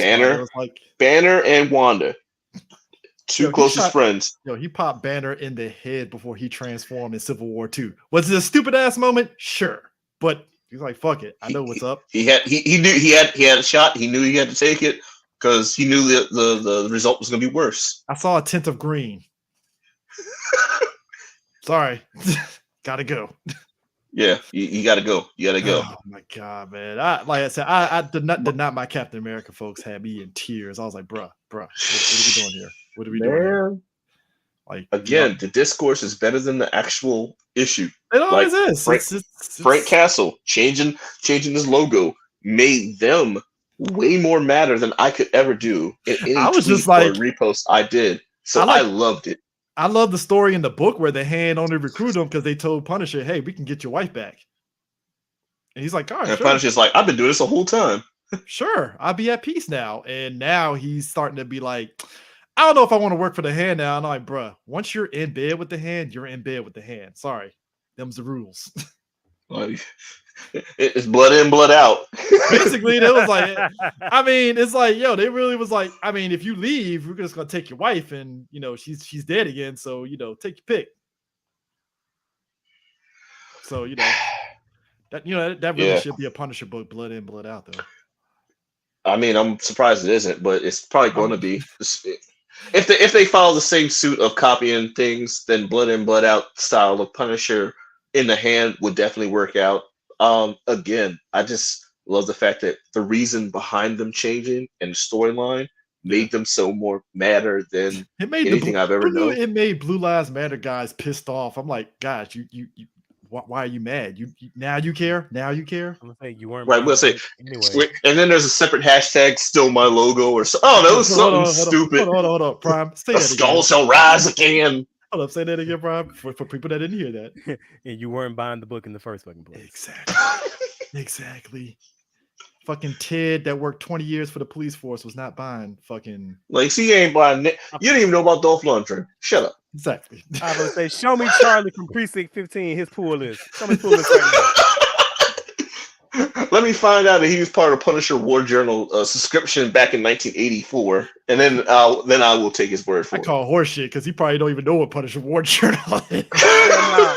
No, my man Charlie is an Archie dude through and through. He reads that Sabrina the Teenage Witch, baby. Yo, my man did not know about Punisher fighting Wolverine with a leopard skin cape. Like, you don't know none about that shit. Now, I'll say this, Prime. I know you feel differently. You feel kind of 50-50 about Jason Aaron. His King Conan run is actually pretty good so far. See, I keep hearing things about, look, I'm like right. I'm 50-50 on Jason Aaron. Like I love his fucking Thor run. I was kind of on his Mighty Thor, and I think his Avengers is dog shit. Oh yeah. That's a case much like with DC and Tom King, where I'm like, hey Marvel, you might want to take rein him in. Which I think his King Conan is Marvel like, all right, we're just gonna throw you on the Conan book, have fun. Right. So I keep hearing about that. So you're saying that's worth me picking up in the trade? It's worth picking up in the trade. You'll like it. Fucking dig it. I can dig that. Because every once in a while, like reading that book, I was like, oh shit, that's right. Because Marvel does have Conan because he's on the what the fuck is name that Avengers Savage group. Avengers. Savage Avengers is like a fun book. That was surprisingly fun. I think a lot of people need to start reading that book. It's pretty fucking fun. It's very much fun. So yeah, King Conan, it's weird. Conan's license going to Marvel. I'm like, oh shit, Marvel has it. No, I thought I heard something that it was gonna default back to somebody else, or that's somebody just making up rumors.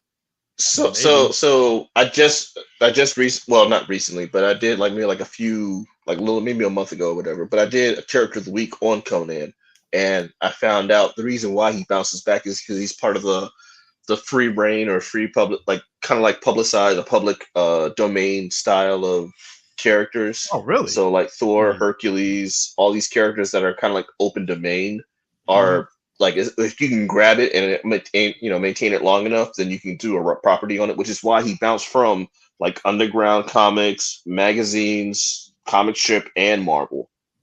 Yeah, so Conan is part of that demographic, but I don't think he generates enough. He's not associated with Marvel enough for Marvel to keep holding on to that property. Yeah, because I think Marvel's supposed to be dealing with some more public domain stuff that they own pretty soon on some of their stuff. I think Winnie the Pooh was the first one because of that. At first I thought it was bullshit, but apparently that Winnie the Pooh thing is actually legit real.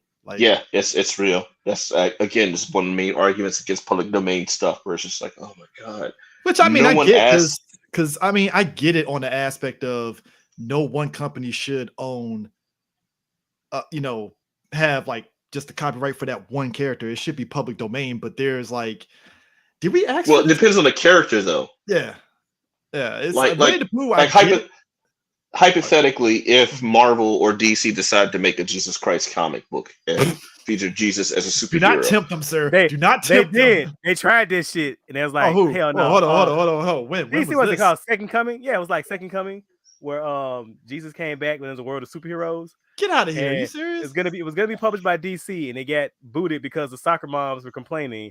And I believe it was published by but you get what I'm saying though, like a figure that is kind of known, that's open domain, but as long as you have the rights to a particular story that you can make, then you get the full rights to it. Which is why, if Image Comics or DC Comics decide to make a Conan story, they can do that, but it won't be in canon with the previous stuff that was done for Marvel. So Schwarzenegger and all that other stuff wouldn't count. I don't know if Ninja Turtles falls in that one because of Eastman and Lade when they let that shit go. I don't know if they fall in open domain category, but I think Nickelodeon. Yeah, Nickelodeon. Okay, Paramount Nickelodeon on that shit. Yeah. Okay, but yeah, characters like Thor, Hercules, people who were characters before they became Marvel characters. Mm-hmm. But once it became a hit and integrated in Marvel Universe, they had to secure that more than say someone like Conan. Yeah, their version. I can do a Thor, but I won't be able to do Marvel's Thor. Yeah. Correct. Yeah. So, but all the stuff at San Diego, other than the movie side, they're supposed to be showing, I think Harley Quinn season 3. They just put out a trailer that's supposed to be at San Diego, which I'm like, all right, more Harley Quinn. I love that show. It's gonna be great. Show's a great show. Yeah. Stargirl season 3. They had a that drop. I'm amped for that. Naomi season 2. No go on that one. The only one I'm groaning on is apparently Marvel Zombies is getting an animated series, and I'm like, the only thing I'm groaning on is the fact that Gotham Knights is being made without any ties to Gotham. I promise you, that has to be a money laundering scheme. Their money is being laundered. Let me tell you something. Here's the thing. You know what's funny? He said money laundering. No, he's right, because here's the thing. as much as I gave shit to the Titans show, at least there was some semblance of something that resembles something of a Teen Titans. At least they use comic book fucking characters. Yeah. It's like it's something there. I look at Gotham Knights and I'm like, if you told me to if I knew jack shit about comics and you told me this is based off of DC Comics, I will look at you and be like, first of all, I go bullshit. What? Bullshit. Second of all, it's like they not only do they not even include previous DC characters, but they use like fake continuation of DC characters. But Cam, the trailer gave off like fan-made show because there's nothing resembling. I said the same thing about Titans though. But Titans had the costumes at least to where you're like, all right, that's Titans. Fine. At least Titans has a production value thanks to HBO Max. Yeah, but this fucking was Gotham Knights, man. That shit looks like it was filmed in somebody's backyard in between. Like y'all just on YouTube and y'all thought that y'all weren't gonna make it big, and all of a sudden CW was like, yeah, we'll take it. Stephanie Brown jumping in with the freaking domino mask, and I'm like, that's Stephanie Brown. I couldn't tell. How do you like? No, that was Carrie Kelly. Oh, my bad. That was wow. Sorry. No. Y'all using their comic book names? How dare you? They hate. My bad. They hate comic book names like it's slave names. You be like, yo, Carrie Kelly. You don't call me by my DC name. That trailer was just like wow. And how do y'all feel about his adopted son, Drake Grayson? Not Damian Wayne, you mean? Great value, Damian Wayne. Oh, we got Damian Wayne at home. Like, like I'm gonna say, you pick a character, Batman, who canonically has 55 kids. You mean Jim Blake? Ben Blake? You mean Blake? You mean to tell me out of the entirety utility costume? You mean to tell me out of the entirety utility go? He got not one condom in there? I'm gonna say. This motherfucker has canonically 5,000 kids. I mean, y'all making the OC donuts still. Get the fuck out of my face. Y'all just they threw a dart at names and was like, all right, that's what we're going to pick. Say their name again. I mean, Robin Drake. What was the name of the character in Dark Knight Rises that ended up becoming Robin? Was it, that was his name? It was, like Robin. His nickname was Robin. So you should use Robin, and I'm like, oh fuck you, Nolan. I'm not mad, but goddamn, John Blake, Robin John Blake or some shit like that. Yeah, it was. His last name was definitely Blake. I do remember that. Yeah, it was. Yeah, Robin. So his first name was Robin. Yeah, Robin John Blake. Yeah, get the fuck out of here. I was like, really? And that's how you tease it? He's gonna be okay, movie. Got you. Fuck off. Got you. You know, it's. Dog. As soon as I was like, oh, Gotham Knights, and you're gonna be at San Diego. Good luck on that room. That room is gonna be like. First episode, right? It's gonna be. Yo, they're gonna be booing him worse than John Cena at ECW. Man, look, like full on the visceral hatred. Look, I told Prime this, Cam, 2019 when they premiered the first episode of Batwoman. Apparently, it was cringe as fuck. Oh yeah.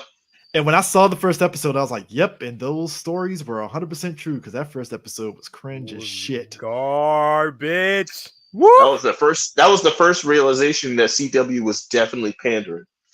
And Ruby Rose got off the train. And look, God bless the chick that took over. She tried to throw some people with her under the bus when she was leaving.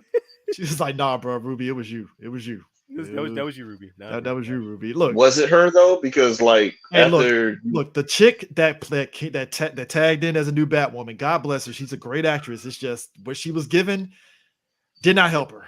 The problem was again, it was a show being written by a bunch of white saviors. Yeah. It's look that Black Lives Matter episode. I was like, you know what, Arrow, you dodged I lost the fucking my bullet, shit. Bro. You dodged the bullet, bro. I wish I had a camera on me because I was flipping my shit out, bro. Everybody was mad. Everybody was mad at Arrow not doing the Black Lives Matter episode. I was like, no, you don't want that. You don't want that. And what kills me is can you imagine? No, can you imagine how that would have went though with like Oliver yelling at Diggle about Black Lives Mattering or whatever it does it. A rich, white, affluent guy who's black, Black Butler. Essentially, he's his Black Alfred, and he's gonna talk about some black. Yeah, talking about some black. Yeah, he even said that one time. He's all like, "That's my cover. I'm your wife." He's like, "Hey, I'm his black driver." and Green Arrow is the most liberal character in comics, and if they did that Black Lives Matter episode, and here's my thing: as much shit as we get, as much shit as I've given Arrow, like that gun control episode they did was actually pretty well written. It was good, and I knew some people complained, and I was like, no, that shit was actually pretty nuanced. It's guys, actually what did you want? Pretty decent episode. Can you imagine the fucking Batwoman writers doing that shit? Can you imagine Black Lightning writers doing that one? I did. What was it? The fucking when they did that? The homegirl who got shot in her house by cops. That fucking take they did on that. Yeah, that was. You talk about fucking tone deaf. I'm like, come on, dog. Come on, dog. Yeah, that was definitely some tone deaf shit going on in the writing room on that one. Then as me and Prime said, oh boy, it's like I'm the Black Joker, and I'm like, God bless you, man. I'm happy for you. I'm like, no, God bless, but no. They done set your ass up for failure, dog. They set you up. Grand opening, grand closing, because the next or homegirl who was like, I'm so glad to be the second ever live action Poison Ivy. I'm like, bitch, you're not even the second live action Poison Ivy in your own damn show. We had just did the Comic Book Corner episode that I had just put it out, and then breaking news, Batwoman canceled. I was like, oh shit. Like I said, I did not shed a tear for Batwoman. Batwoman. Get us Future, is that you? Future? What you got? Future is on the show. I didn't shed a tear. Yeah, I got you. I didn't shed a tear for Batwoman or for Black Lightning when they got canceled. But Black Lightning, I kind of want at least one more season so they can go out on a high. But it's like, hey, fine. You know, well, I mean, originally, they were trying to do a spinoff from that one with Painkiller. And I'm glad that shit died. I saw that Painkiller episode a week before, and I told Prime, I was like, yeah, that Painkiller episode, Prime. A backdoor pilot. They tried. I saw that a mile away. I was like, are they gonna do a story with the episode itself? I was watching like, they going for it. I see why it got canceled, because I love Painkiller, but he was not gonna. He was not hitting it. But then again, I wonder. The CW turned you down. Hey. Ooh. But shout outs to them though. He getting that CBS money though. God bless him. Yeah, I guess so. And you go to if you got a drama on CBS, you're locked in for some seasons. You guaranteed at least 10 seasons, right? I'll say, and for me being as my name, Mr. Petty is, I had to be petty because I was just sitting there like I just hated the fact that he had like the worst dreads I've ever seen. Like I've seen Tyler Perry movies. His dreads suck. I mean, technically, it was kind of sort of filmed on Tyler Perry's studio, so that's par for the course. Oh, okay. Well, that explains it. That explains everything I need to know, because I never understood how Tyler Perry is a black-owned business and had the worst hair and makeup I've ever seen. Sir. Me and Prime said it. He's from the Book of Saban, baby. He got cut them corners. He's rich enough to actually afford actual hairstyles in Atlanta. You mean to tell me in Atlanta, not one person would work cheap for him? The Book of Saban says you don't sit there and spend your money. You don't get nuts with the money here. I don't want to be that guy, but the Madeira wigs don't be looking on point. Like, hold on now. We know they don't be looking on point. He doesn't hire people that are good enough. Like, that's amongst everything else, amongst Tyler Perry, that is the biggest thing that I can grasp as a straight black male. I'm looking at the hair and makeup, and I'm over here like, yo, what the fuck? Again, it's the Book of Saban, man. Why spend a lot of money on it when you can cut corners any way you can? Like, he writes his own shit. Look, that's a Saban playbook, man. If you can do it on your own, do it. Power Rangers is still to this day not on fucking Union, because they're trying to save money. Same with do y'all ever? I know you do Power Ranger podcasts. Do y'all ever actually talk to those? Like I said, I hung out with some Power Rangers. They be telling me stories. I'd be like, oh shit. Wow. It's known fact. Like, y'all got some problems, man. I feel like I should be doing GoFundMe for like any Power Ranger from like season 1 to like 8. That they should be like, we should do a GoFundMe for like to get them therapy. Oh, right, because real talk, because they're not unionized, that's why they don't get residuals from the show. Straight up. That's the reason. And like that was the reason why when Saban tried to tap him for Super Mega Force, he was gonna pay him $100 in a bologna sandwich, and they were like, go fuck yourself. Nah, I'm not doing that shit. Yeah, Forever Red was my one send off, and I'm good with that. But everybody like the only and granted, and now I'm exaggerating on what they got paid, but from what Karen Ashley and David Yost was saying, it was like, oh, they weren't going to for what they were getting paid, it wasn't enough to cover the getting flown out there and spending time expenses, basically. It just wasn't, and so the people hotel and travel expenses. Yeah, and so the people that did show up for Super Mega Force, I guess they were cool with it, and they weren't knocking them. It's like, I mean, if you went, you went, but it's just for us. It's like, nah. They were probably closer. They were like, hey, look, I'm like 45 minutes away. Just give me gas money. Yeah, hey, pay people your money. You know, it just is what it is. But yeah. So I'm excited for San Diego. It's been 2 years. It's been COVID, and I expect there to be fuckery abound there with a lot of people. So. I mean, yeah. So you've done all most of the Comic Cons in the pretty much United States, right? Like San Diego, New York, and all these other ones, right? Yeah, 2015 we started going to New York, and then it was weird. Okay, so 2015, that's when we started doing like con coverage and event and movie, kind of like the little movie movie trips and stuff like that, and New York Comic Con we went in 2015, and then 2016 we went for one day, but I kind of got tired of New York Comic Con because I was like, whatever. But 2016 we've been doing San Diego consistently every year, and that's like the main one. I heard San Diego was like, all right, so New York is the kind of like the flagship. That's the one that everyone knows, but San Diego's the big one. It's the San Diego is like the more fun one for everyone. Yeah, New York is like New York is fine. It's just San Diego I just like a lot and stuff, but San Diego is definitely a pain in the ass trying to even get tickets for San Diego. It's like insane. But I hear a lot of good stuff about San Diego though. It's fun. It's definitely fun. So as someone who's a tenured con goer, San Diego and Dragon Con are like my last two enjoy as a con goer type cons. Those are the last two in my list as far as like just enjoy. Not as a content creator, not as a panelist, not as none of that. Just go there and have fun. Those if you go, look, I'll say this: if you can go there as Blurred and Whiskey, y'all will definitely enjoy it. Because as much as it's work for us at San Diego, it's vacation for me too. At the same time, so it's more like I'm enjoying myself and all the industry stuff that's there, and I'm still working, but it's fun because it's talking to people that I enjoy, the actors and the writers, and consuming the material that they do. Because like going there all those years, that's how we were doing covers for Black Lightning, and that cast, and me and Prime said it, like the cast of Black Lightning is what makes that show enjoyable for us, because like that cast is just great.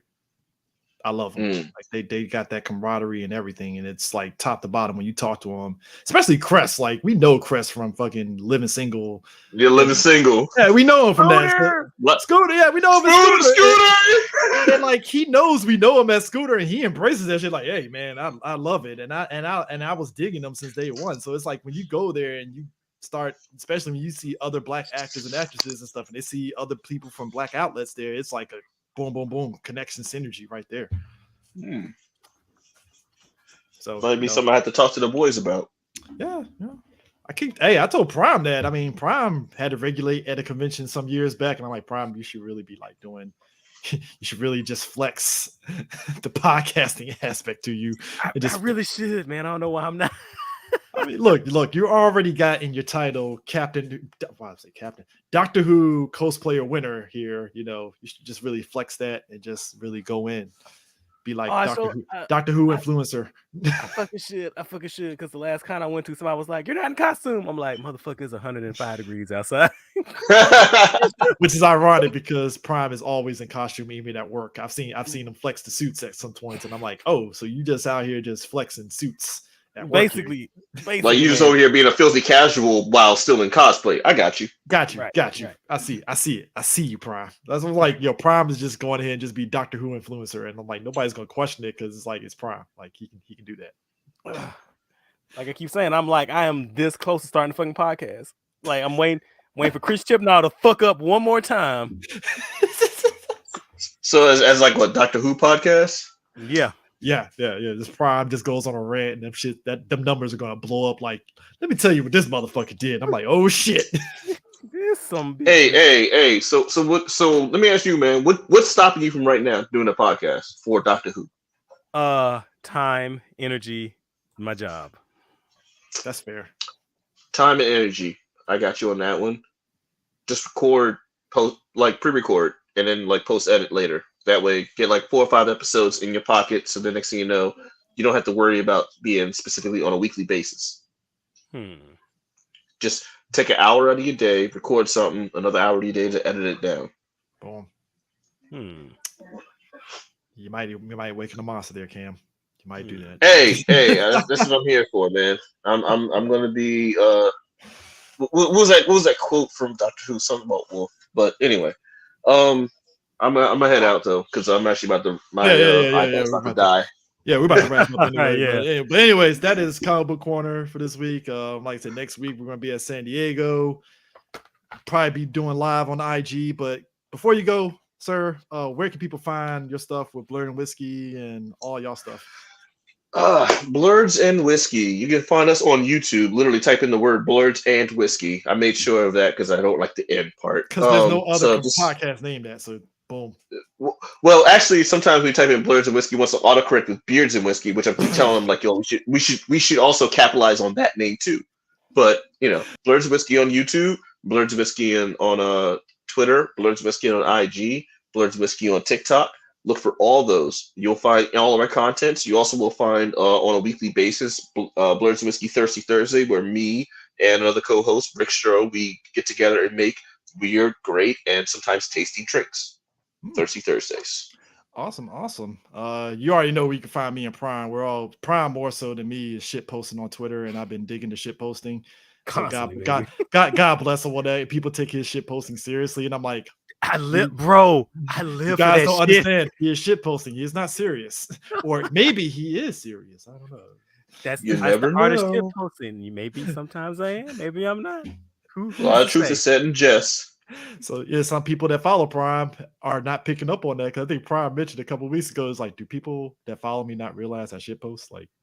They don't. It's crazy as hell. I'm fucking just because I'm nice doesn't mean I'm not an internet troll. What the fuck? Prime has literally trolled the Doctor Who writers, and I'm waiting for them to just block his ass just to see what happens. And then that hasn't happened yet. I'm like, damn.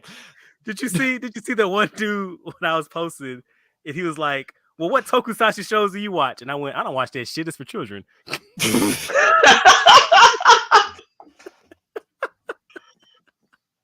Dude, that shit had me rolling because I'm like, yo, this is fucking prime material. No pun intended on that one too. Prime material right here, buddy. I love it. Oh man. There was somebody else that was like, well, how would you know this is in the comics? And somebody was like, what are you talking about? I don't read comics. The fuck you talking about? What am I read comics? You think I am a dork? That's fucking nerds. What's wrong with you? Go outside, touch grass, bitch. Yeah, hey, go touch some grass. And look, I think me and Cam over here have told some wrestling fans on both sides, dog, go out, meet women, and touch grass. Stop. Right, you know what I'm saying? Oh man, don't get me started on wrestling fans. I'll be like, oh man, hey man, there's a world outside of the two promotions. You know that, right? Also, you don't pay, you're not filed off of his taxes. So stop trying to defend. Tony Khan will not pay you guys. I can right, Tony Khan is not your friend. He's a businessman, just like Vince. He hates Japanese wrestling.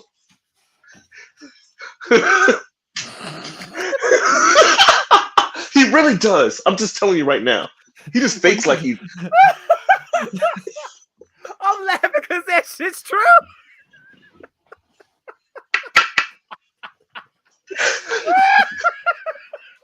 Hey, I got 7% left. I got 7% left. Either y'all don't end the show, I'm just gonna cut off unprofessionally because I'm just gonna die. Yeah, guys, we're done. Right. We'll see you next time. I'll be that's in, y'all.